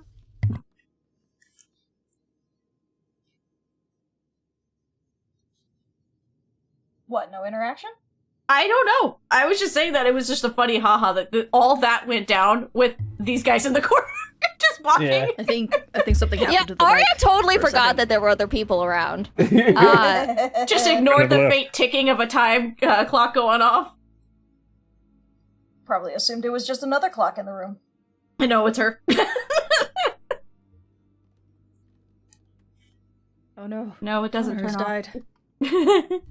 So right now it is Mirios, Canis, and Roloi and Salazar. Take it away, Connor. Roloi walks up to Salazar. No. We already did this in Sandtide.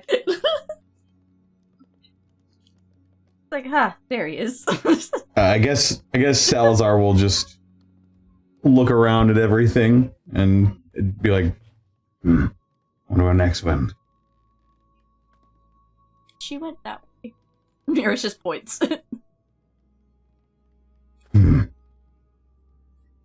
Her friend didn't seem to have really good words of motivation. Never did like that guy. I have no opinion about it. Not yet, anyway. Why is Elliot gonna... Elliot's gonna have, like, the one that has the highest level of everyone rolls their eyes at some point. Salazar will go and find next. Leave the solar. Would Mirios know anything else about the Titans, given how old she is? She knows just as much as Roya was. Okay, I just didn't know if that was, yeah. Willing? In terms of willing, not much. Oh. I don't know if they'd have a conversation or not. I was just saying that it was there. I don't want to waste anyone's time. Ix could be easily found by Salazar. Yeah, Salazar will track them down.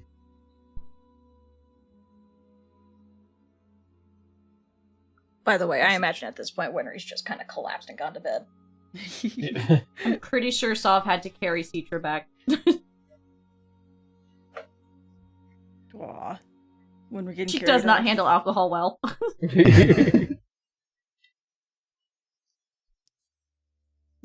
Nyx is like just kind of tail flicking. Seated in a quiet place. Are you alright? I never do well with parties. Well, that makes two of us. Never really got invited to those.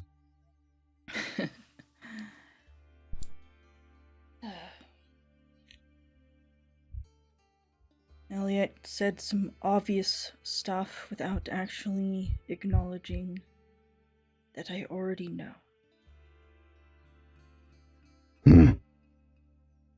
Treating me like a child or an idiot, and not someone who was worried. You again missed the point.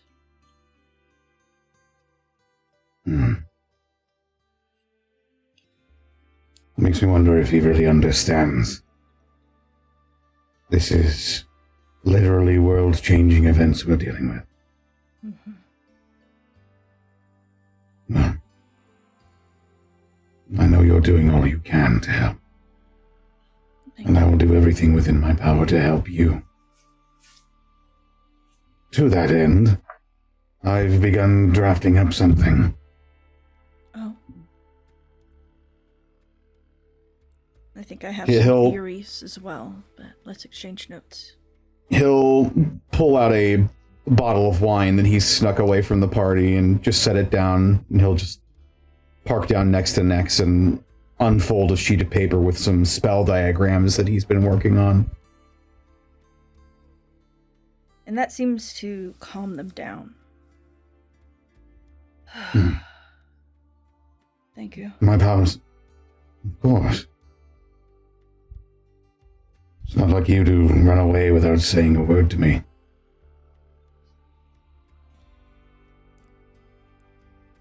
Yeah, well, Elliot does weird things to make people very annoyed at him.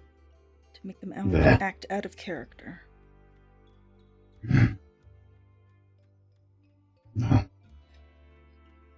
Let's not worry about him for the moment. I mean... He'll mage hand the cork out of the wine bottle.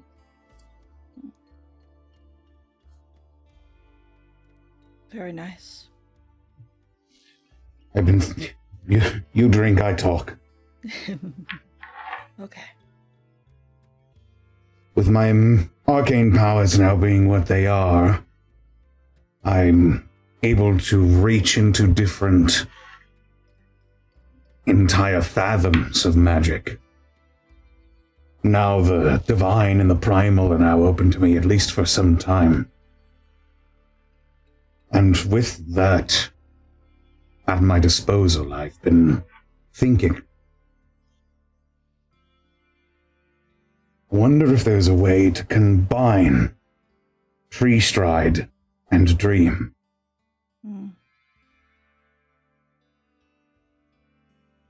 That's a good theory.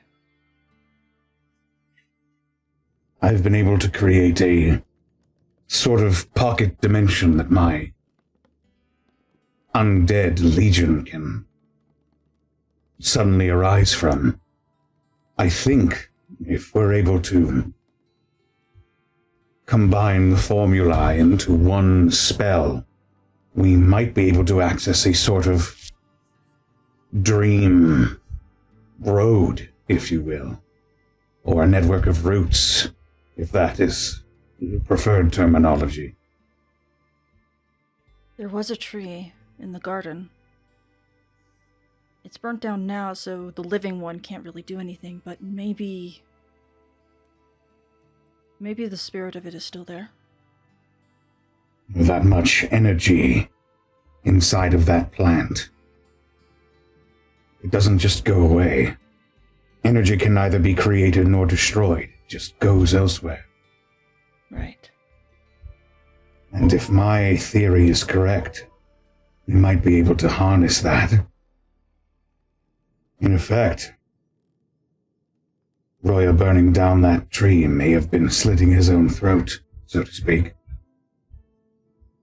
He thinks that it's not a gateway through. If I can get there and back without being detected, then that is a two-way teleport that can get me in and out safely without triggering alarms. Indeed. That might work. That might work. What's more, depending on the sleeper, they may not even know you're there.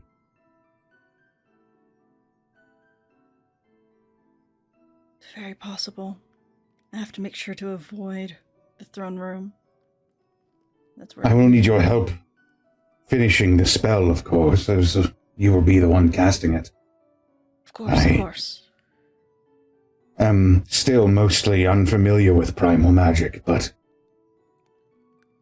this is with your expertise, I think we might be able to really make something here.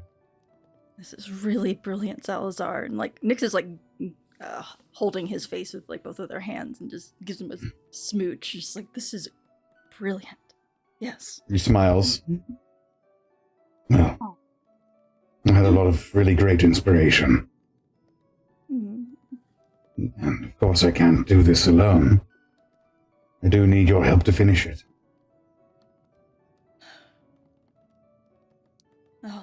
I'll be sure to do that. I'll help as much as I can. Yeah. As I always try to do.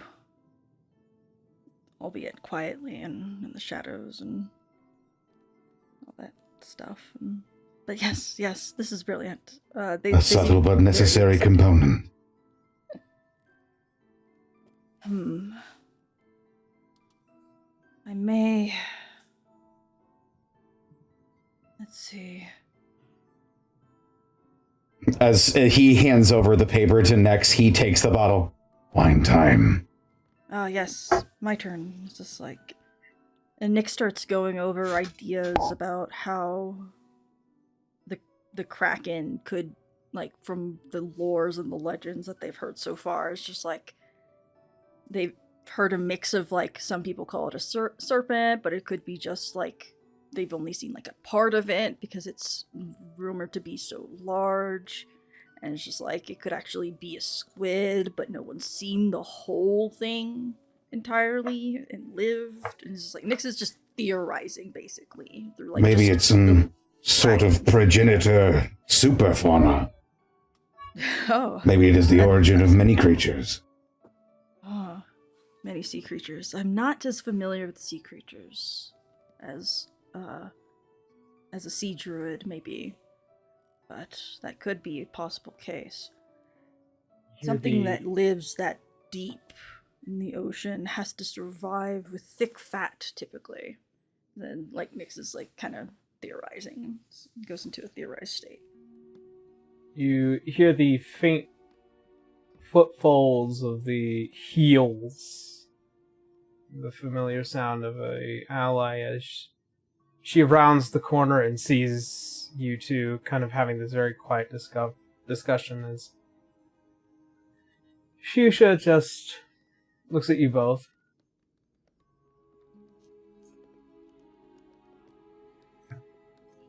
And what, pray tell,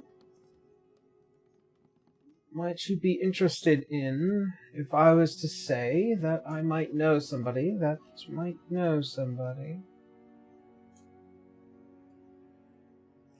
I would say that sounds very typical of you, and very helpful as well. I am familiar with the arcane. In any terms of material, I'm more than happy to hand over, as long as it assures that Nyx is safe. Thank you. As for our little Titan problem, yes, They are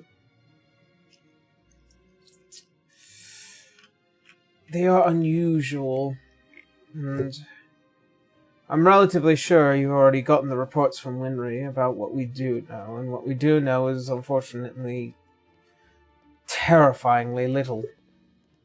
Yes. Though due to the location, at least theorizing some aspects can help give us enough of an edge to make it through it, since these things were so terrifying to the gods. I just want that, just that little bit. Well, that's all I wanted. If you think you feel big, especially in your more exalted design, you would still be smaller. These things are titanic. Exactly. But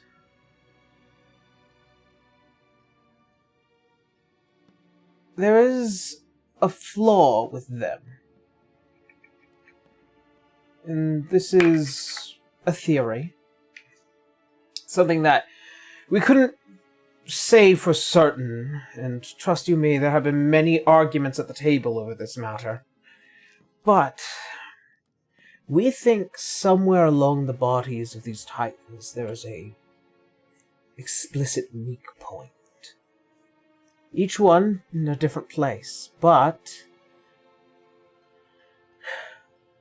we've seen the markings of these creatures in their rested state. They sprawl like that thing in the sky. If there is a way to break through those markings and expose the weak point, mayhaps we can drive a blade straight into the heart of these creatures. A blade that probably didn't exist 5,000 years ago. Yes.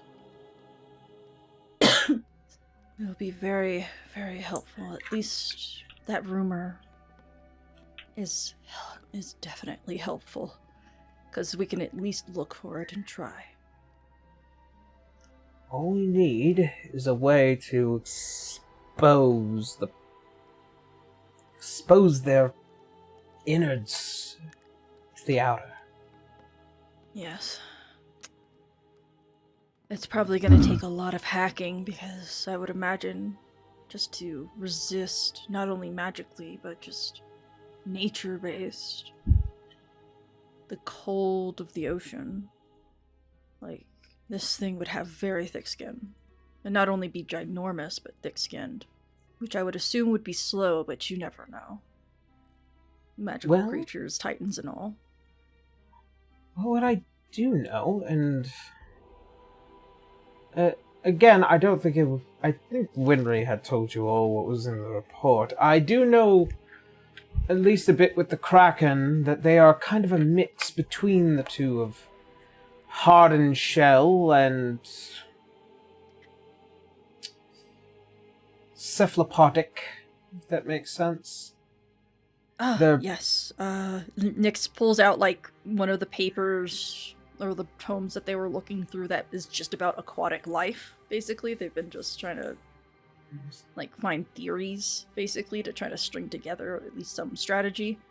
One of them is like a shelled squid-like creature almost. It's just like, this is something that I found in one of the books, and it's just like, but yes, okay, that helps. Definitely tougher. Do you think we would have to go inside it? That's very dangerous. It's probably more dangerous than anything else when it comes to dealing with this creature, but that also fundamentally depends on how quickly you can kill it. Yes, exactly. Well then, And hold your breath. I might be able to send some undead out to the locations that we think they are. Corroborate some of these rumors and information that we have. Can your undead swim? I imagine they could. They don't need to breathe. Worst case Skeletons are- scenario, they can sink and just walk. Skeletons are quite light, and zombies can follow simple order and simple patterns. Higher undead even have a better chance. I've also got those sharks from the moon, although I don't know how... Right, they're space sharks. They're not water sharks. Not certain Wait. how well that will go. A thought has come to mind. Each one of these creatures, they hold the very primordials in by which they emulate the crack in the sea, the rock the sky, and whatever the beast of the earth might be. Exactly, which is If why it's we- just like elemental almost, but not really. It's just, that's my theories, again. So, from what we were told, there was a hurricane making its way to Bavalka. Mhm. This creature, whilst it can go upon the land, if it does, it's extremely weakened. If we can manage to bring it to shore, Or at least to shallow enough water, I do have spells that can remove large amounts of water yes. that may be able to help with that. I don't know if I have the strength to push it, since it is a being of the sea. I don't know if I can push it out of the water per se, but if we get it close enough, I may be able to remove it from underneath it, like a trapdoor. I think you have the brightest idea so far. Get it Elliot's close so to fucking shore. Stupid. I feel like that man No might wonder be a you bit killed more him. concerned with things here. But you're absolutely right, love. Both of you. Whilst your undead go to search for the heart of this thing, you draw it to the shore, Bolvaka. Make it so that way it can't use the power of the sea against any of you. It's quite brilliant, really. And being gods have that to- seem too impossible. Yes. I may have to disturb someone from the area just to send a quick missive to clear a shore area. Just to make sure that, well, when we do pull off this plan, not as many casualties could happen, though they're probably preparing anyway, so I probably shouldn't worry about that. Yeah, they're probably thinking about that anyway. That's the part that I don't have to worry about.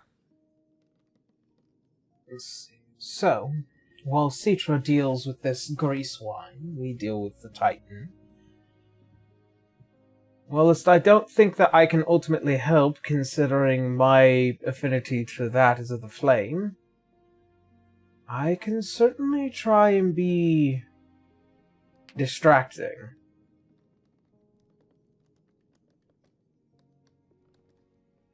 Do be careful. I will be preparing everybody with the proper water breathing spells and water walking if they wish to have it. for the combat as well, but I will do all of my due diligence. Yeah. Tell me what to do, and I shall do. I trust you both implicitly with my life.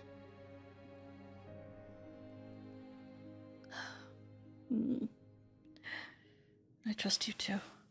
And you as well.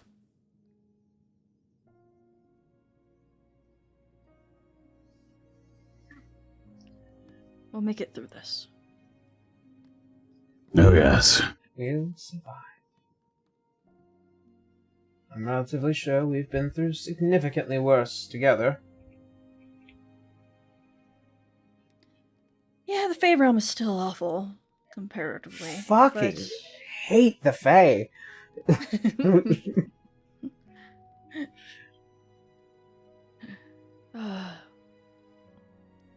They are my ancestry, and even I'm very frustrated at them. Now,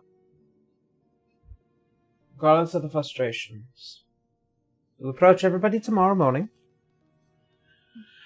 and we will present them with our plan. And we'll head off into the skies in hopes that we might be able to save the kingdom of Associate.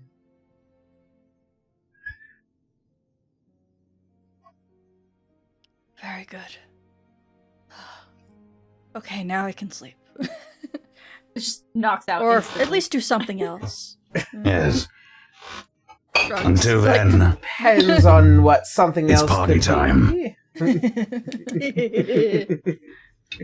Party just for 3? I wouldn't mind that. don't mind that at all. And shall it? Stands up. Reaches out hand to Salazar. He takes it, obviously. Helps pulls him up. 3 of the most dangerous fucking gods. It's like, we could destroy the world. We just choose not to.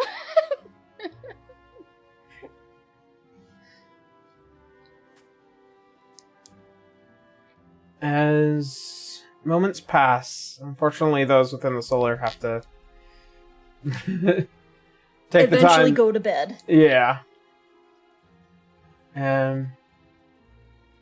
As nightfall comes to an end, and everyone eases throughout the rest of the evening, new day begins. The last chance for any conversations and planning. I think we're good.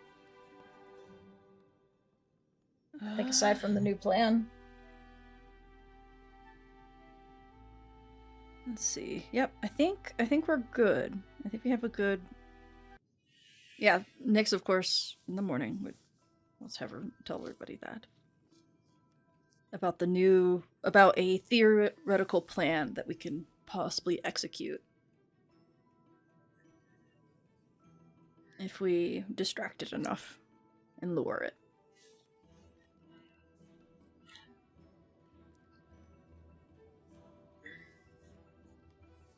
So, any opinions, anyone? If I remember right, there's a good bit of empty coastline, either, I think, a little off to one side or the other of Balaka. Let's see, let's take a look at the map here. Yeah, we might be able to draw it off to one side. Okay. We just gotta make it angry enough. And I think we can that should be successfully easy do enough. that. Oh, Winry, you and me, we're gonna have so much fun. Yes, we will. We will indeed. And she's just clapping her hands a little, just like, ooh, this is gonna be fun.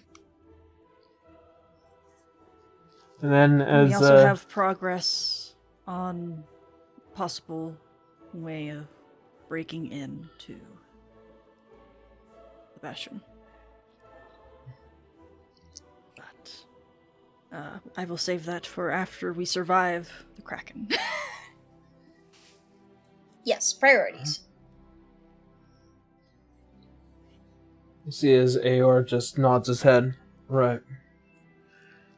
We'll handle that situation as the last thing's last, but today's our last chance.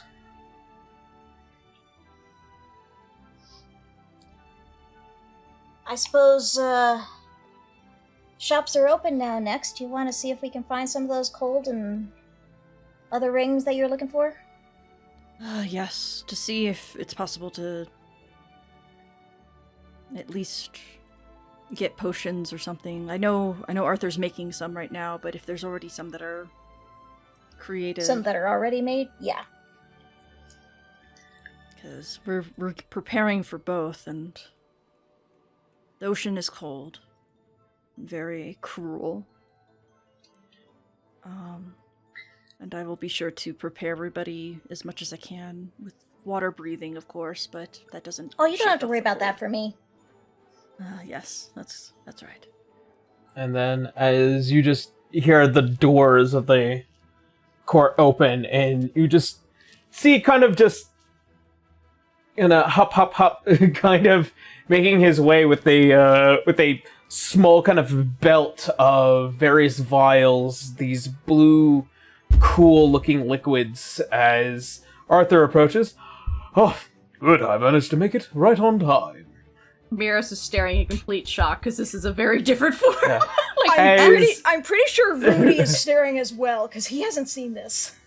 Oh, he Yes. got fade. Yeah. That's how Lady we Mirios. say it now. He got What? fade. What? Never you mind, I am here to assist. Any which way, Yes, the fur is several real. cold Plucks one of the hairs. resistance, several cold resistant potions for all of you. He just puts it onto the table. I also have various other things that are finalizing in my design. I managed to get my synaptic doubler working again. Unfortunately, things have managed to go from bad to worse.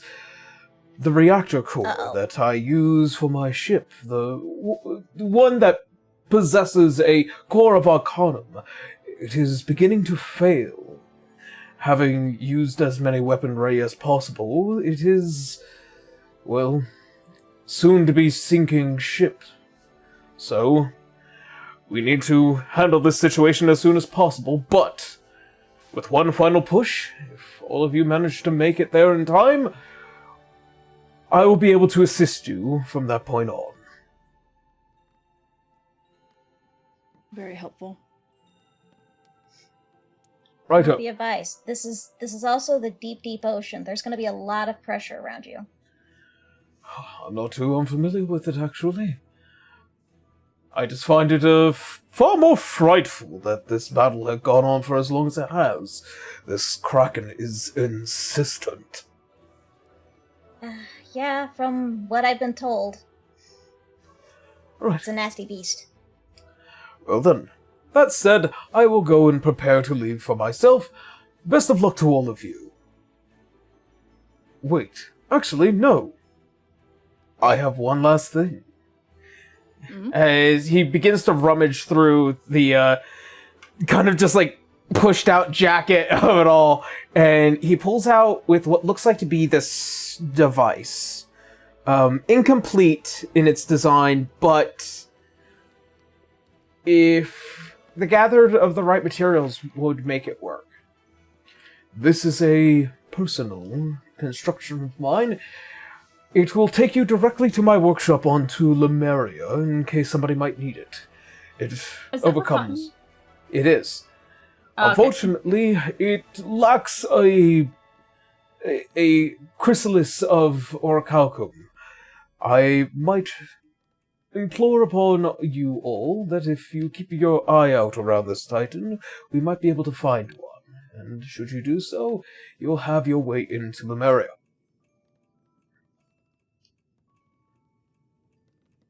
Huh. Well, that is incredible. We just need to find one of those, huh? Yes. Well, I might even have one on person. Unfortunately, not this person. Ah, I see.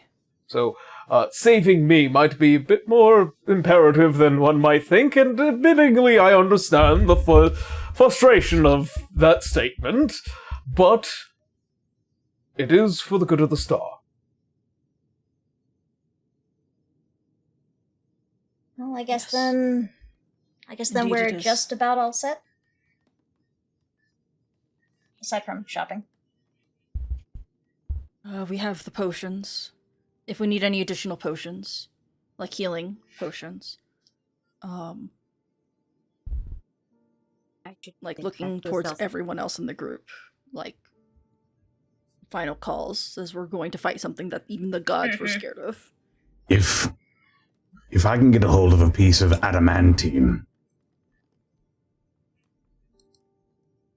Everybody that'll be a looking great at Cadus. benefit. Yes. It could potentially be a great benefit to one of us. Do I have any spare? As the adamantine Or is- dragon? Need Yeah. about 500 you- goals worth. You probably could spare a couple scales. Yes, just have some dandruff. Just scratch.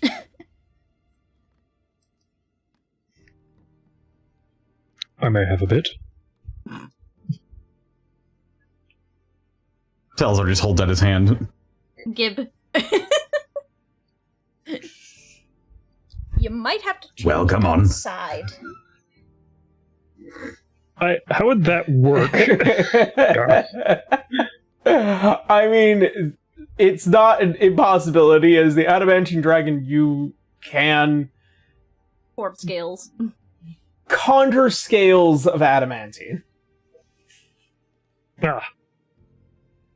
I don't quite know how much this is worth, however, just dump pile onto his hands.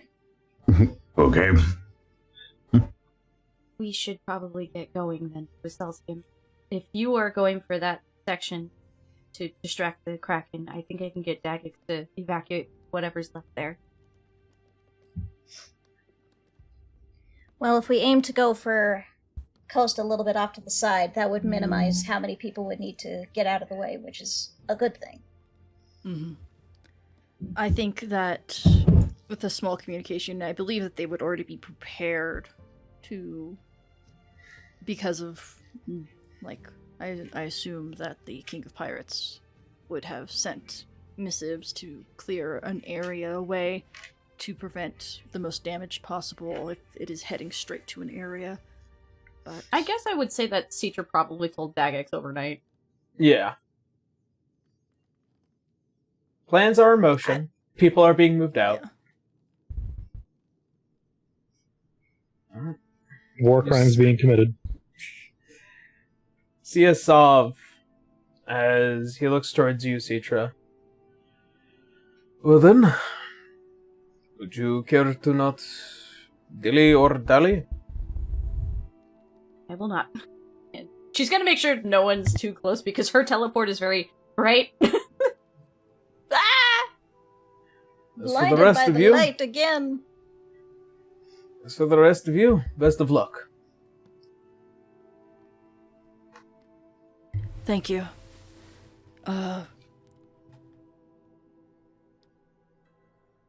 Citra.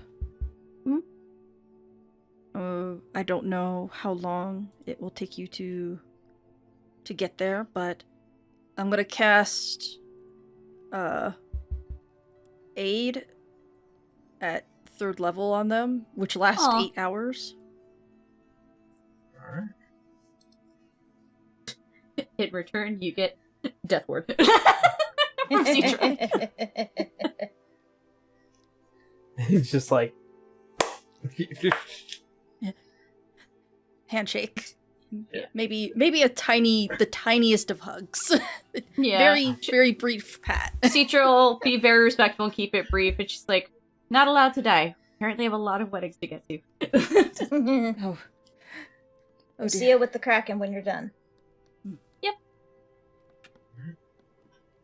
Saw Citra and Ignis as, in a flash of light, disappear. Head to Excelsior. All right, Mutiverse is everyone. Still just like, why is he fluffy? And this fur is real, by the way, and plucks one of his hairs. Oh! Yeah, I can. By the way, Modius is very curious as to how you're still alive, so I'd keep that as quiet as possible if I were you. Perhaps we can discuss the theory behind it later, Lady Mirios. I'm sorry about that. Still angry at you for taking my one apprentice, but I'm sorry. The anger flares for a second and just just for a second. Lady Mirios, I am also very sorry for what came and for what we did. Thank you. Now, seem to be allies in making sure the mistakes of the past don't rip the star apart. Well then, I guess that leaves the rest of you to deal with this Kraken. Best of luck, my friends. I will be there to help you all with that. Very good. All right. All aboard, everyone. To the Sandtide. Beep beep. Beep, beep. Mimi. Don't forget to thank your Roloi. Well, pile in. It's good to see you too, Roy. That'll be Let me 12 go gold back. each, please. Roloi. Pardon. I don't he's even broke. get a service charge. Aria Nick's pointing hands him out to 20 Ketis, and gold. she's like, oh, he's broke. Oh shit, I'll take it.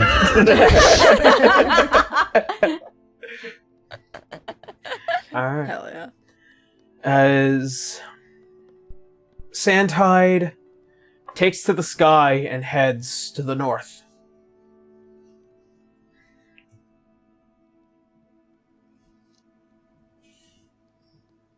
Citra. Yeah. Teleporting right to the front gates of the Sultanate.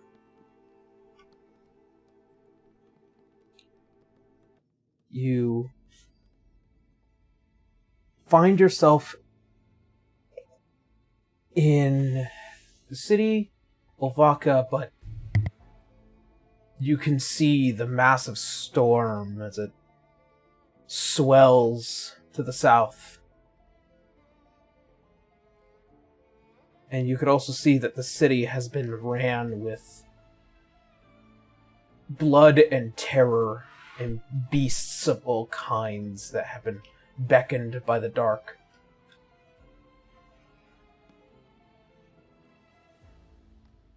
Time to drive this all out.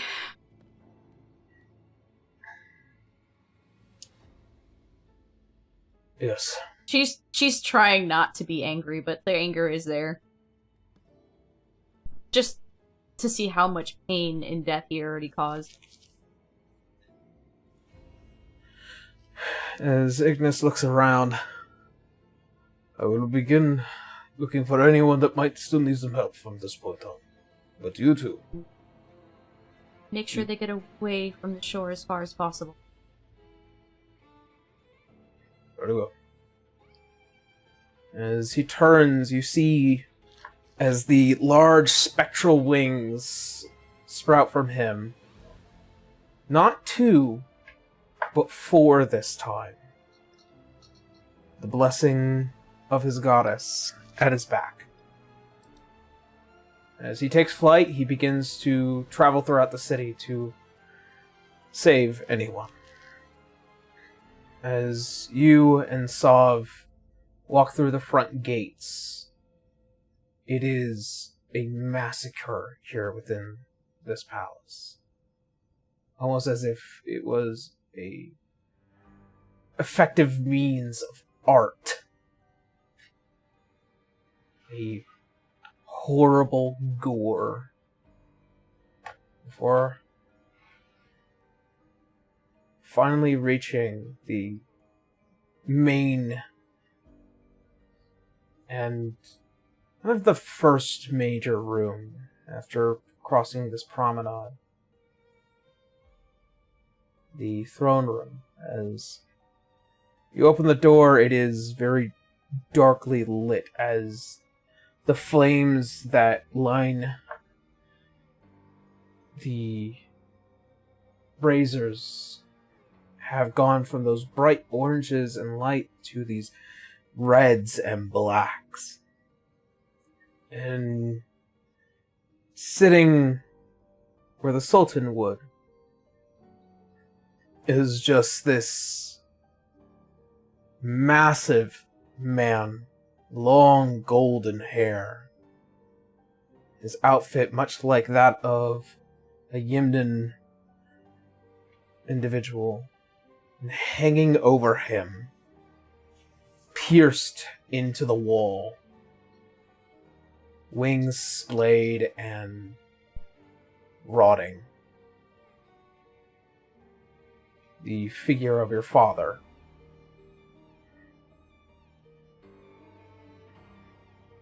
Before you notice the two glowing red eyes as they just look up to see the fury of the god of the darkness of the star and the calm of the goddess of the light of the star.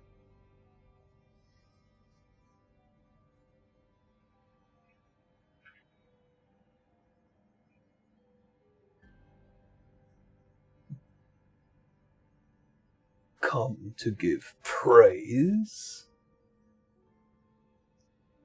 No, I'm come to kick you out of my home. That throne does not belong to you. Neither do the souls you've taken.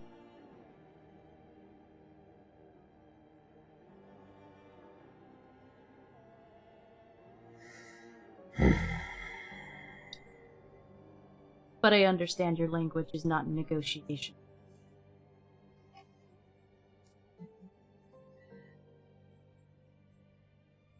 She's gonna purposely shift at least into her four-winged form to get rid of the darkness, just to fuck with him at this point.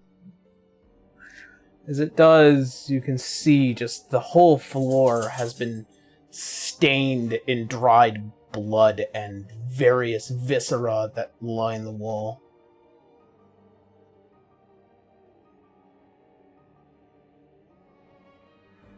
I will not give you the fight you want from me.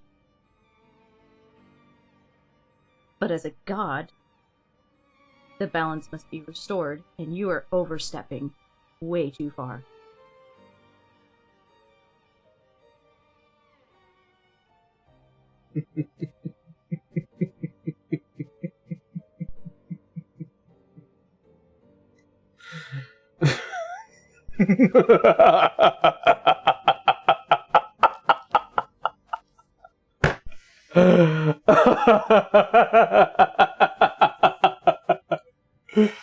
Ah, precious, precious balance. Oh, no. You think I am not here for the balance? You think I did this because I wish for things to fall one direction or the other? No, please tell me, why did you do this? Why?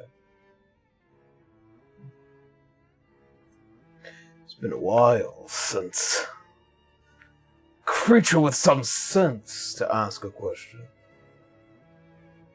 Yes. I did come here because I thought it would be fun. I was told some of the most mightiest warriors came out of Excelsium, only to be met with excruciating disappointment. You decided to strike after the gods fell. So it sounds like you went trying to hunt fish in a barrel? I did exactly as the gods had designed me to do. Are you so blindly unaware of how endless are created? No. Then I you know would, what you're required for. then you would know that the gods that created me were not perfect, or the ones that so care for this balance, that they are mayhaps playing both sides. I'll give you a guess as to the two gods that chose me.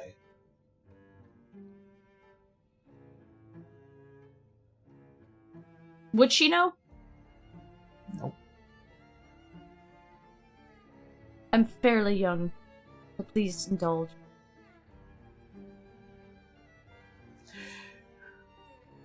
The one who claimed the light himself, the Dawn Father,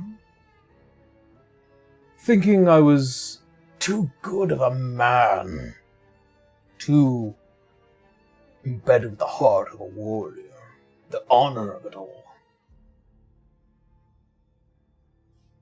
And then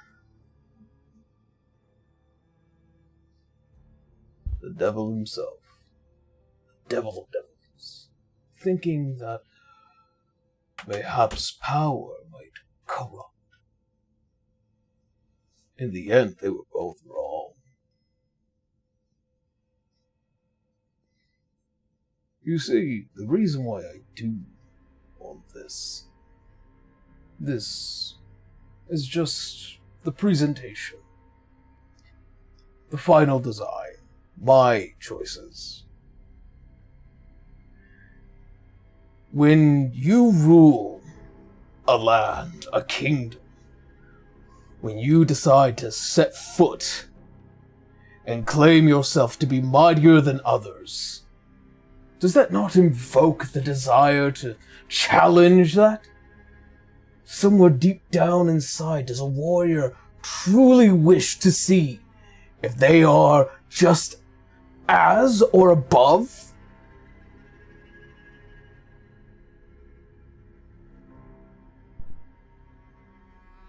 For centuries, I've asked this question. How is it that this world so bright and full of life, unaffected by those without power, without strength, without that heart, and yet they rule? Yet they tell and command legions. These are people that decide the very fates of those beneath them, beneath their boot, beneath their control. Why do they get to decide when there are those that do stand above them?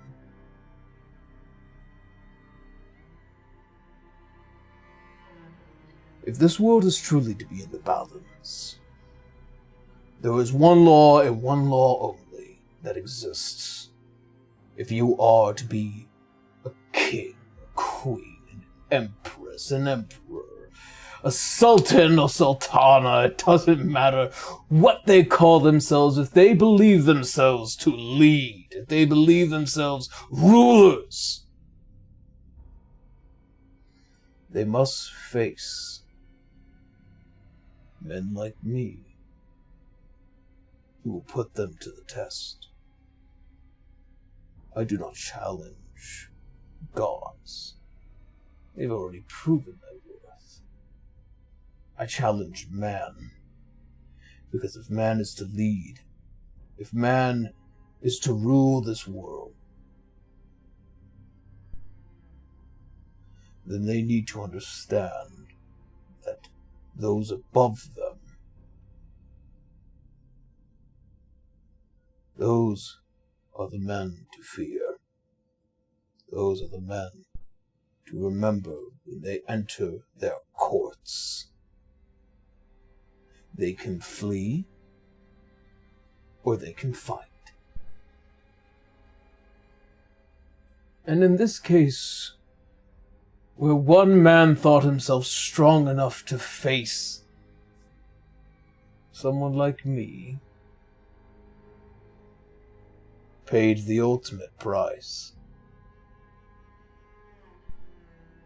That would be my father. Speak.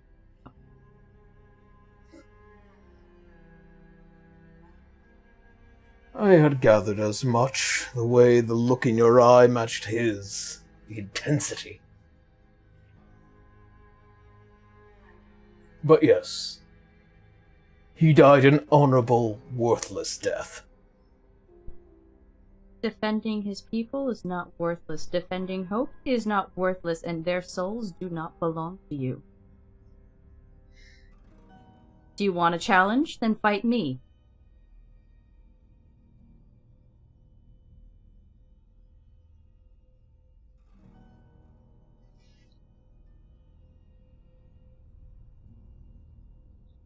See as he gets up. He stares you down, several feet taller than you. She doesn't care. She's been around tall people all her life.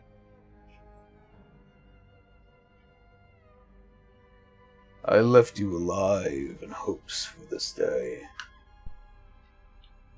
You would hope I would fight you with anger and malice. That's not what I'm here for.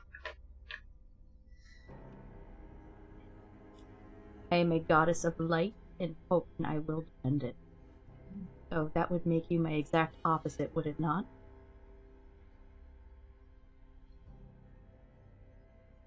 What I fight for is to challenge the very nature of man.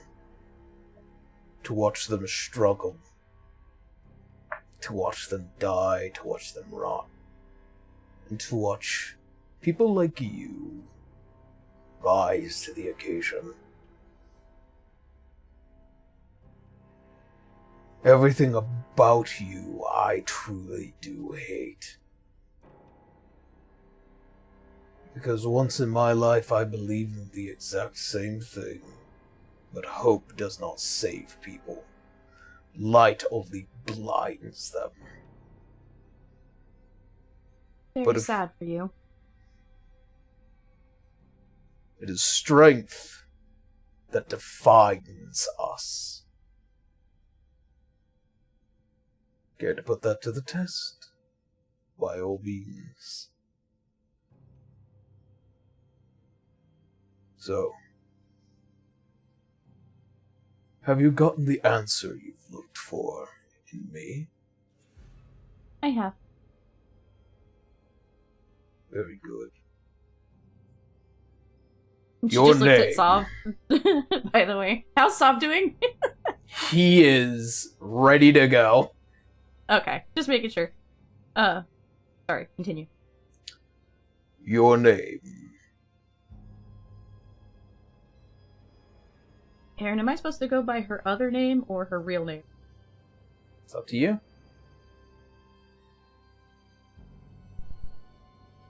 I'm gonna go based by the rules here. Ah! Roll 20 just exit out. I'm so sorry. Ah! There we go. Sorry, it just freaked out on my window. I apologize. My name? My name is Nuraya. I am that radiant Sultana you're going to fight, and you're going to remember me.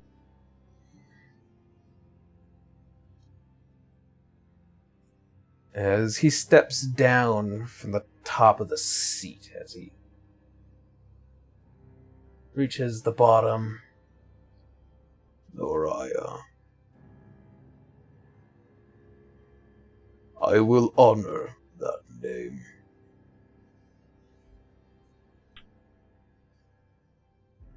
And as for your friend, this darkness that looms beside you, My brother.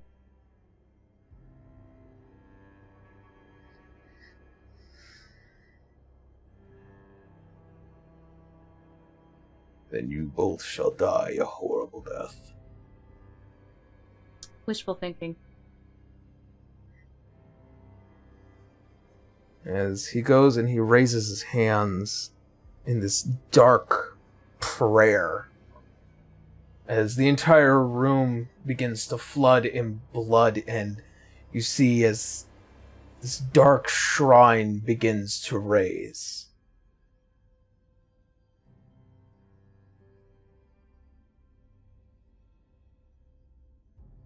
If you die here, you will not go home. I don't plan on. And you're going to release all of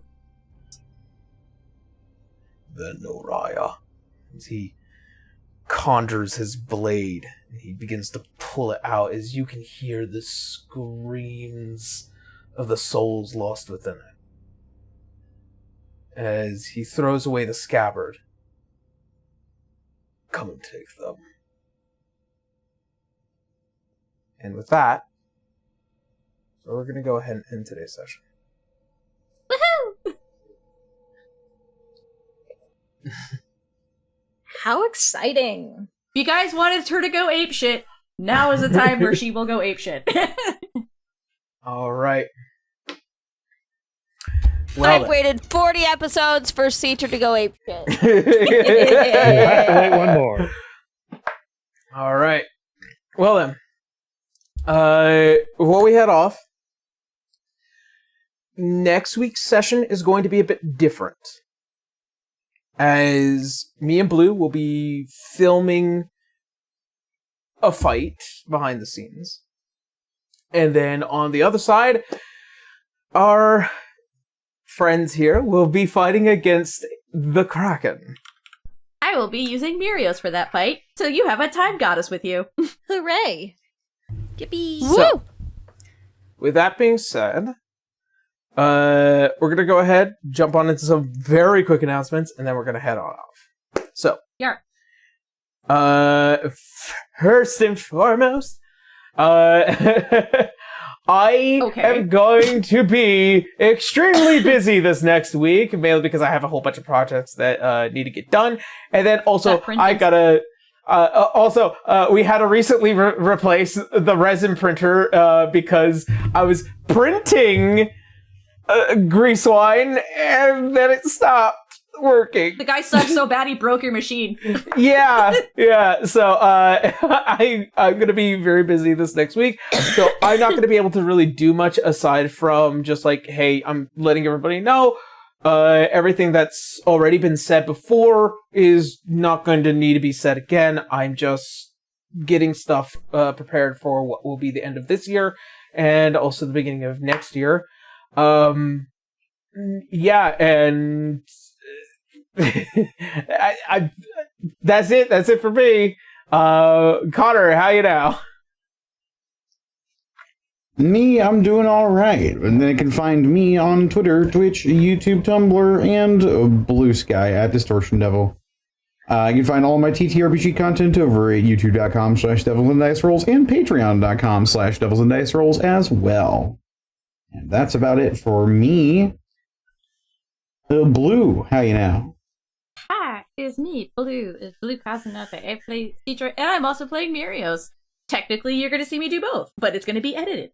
So, I don't really have much going on. A lot of stuff is still NDA, but by now, I worked on the new little intro stuff by doing the animatic, so that was fun. Other than that, I am streaming on Fridays at 8 p.m. Eastern Standard Time and 11 a.m. on Sundays at Eastern Standard Time. It's mostly just art, because OBS still fights at me with games to this day. I don't know why. Other than that, or otherwise, I usually hide in friend streams and, yeah, posting mostly directly to Blue Sky. So if you want to find any of that stuff, just follow my name as Blue Casanate on both Twitch and Blue Sky, and even on Tumblr. I don't have anything else, so I'm going to toss it over to Mal. Grandpa, wake up! Hi, I'm Sir Malric. You can find my Twitter, Twitch, and Blue Sky all under that name. But beyond that, just as Blue said, I'll just show up in my friend streams as well. But beyond that, I got nothing to announce. So how about you, Tara? Hey, you can find me on Blue Sky at Tara Corbin BO or YouTube Tara Corbin. I'm going to be posting something in the not so distant future, so Is this the thing I know about keep Tara? your eyes peeled for that. So that is an incredibly difficult and ambitious thing, and maybe I decided to try something else before I go with something that ambitious. That's so fair. no, Okay. but it is another one of what I was going to do. Okay. Secrets. Secret, whisper. Secret tunnel. It's a song cover. It's not actually that secret. Anyway, on to you, Ray. Howdy, I am Ray, also known as Key Ink and Calligraphy Ink in various places, including Twitch, which is Key Ink. You might see me play some Silk Song now that I am officially on hiatus from Suitor Armor. The final season finale dropped earlier this week, as of this recording on a Thursday. So yay! Hey. Or at least on Fast Pass. Not for the free one, but if you support the creator, you support the team, and therefore you support me. So, but yes, so you'll see me playing the rest of Silksong, hopefully, before the next Monster Hunter Worlds update happens. So, fingers crossed. Other than that, I will be picking back up on leftover commissions and hopefully streaming those, since those are not NDA, and then hanging out with friends on stream more often once I recover from being tired. But yay! And that's all with me. Passing it on to you, Kendra. Hi everyone, I am Kendra, also known as Transcendate. You can find me on Tumblr and Blue Sky. Not much goes on over here. I'm struggling through school stuff because it's getting very hard. But I will be hard at work painting minis in whatever free time I can get. Because I gotta get Saab painted, and I gotta get Greaseline painted.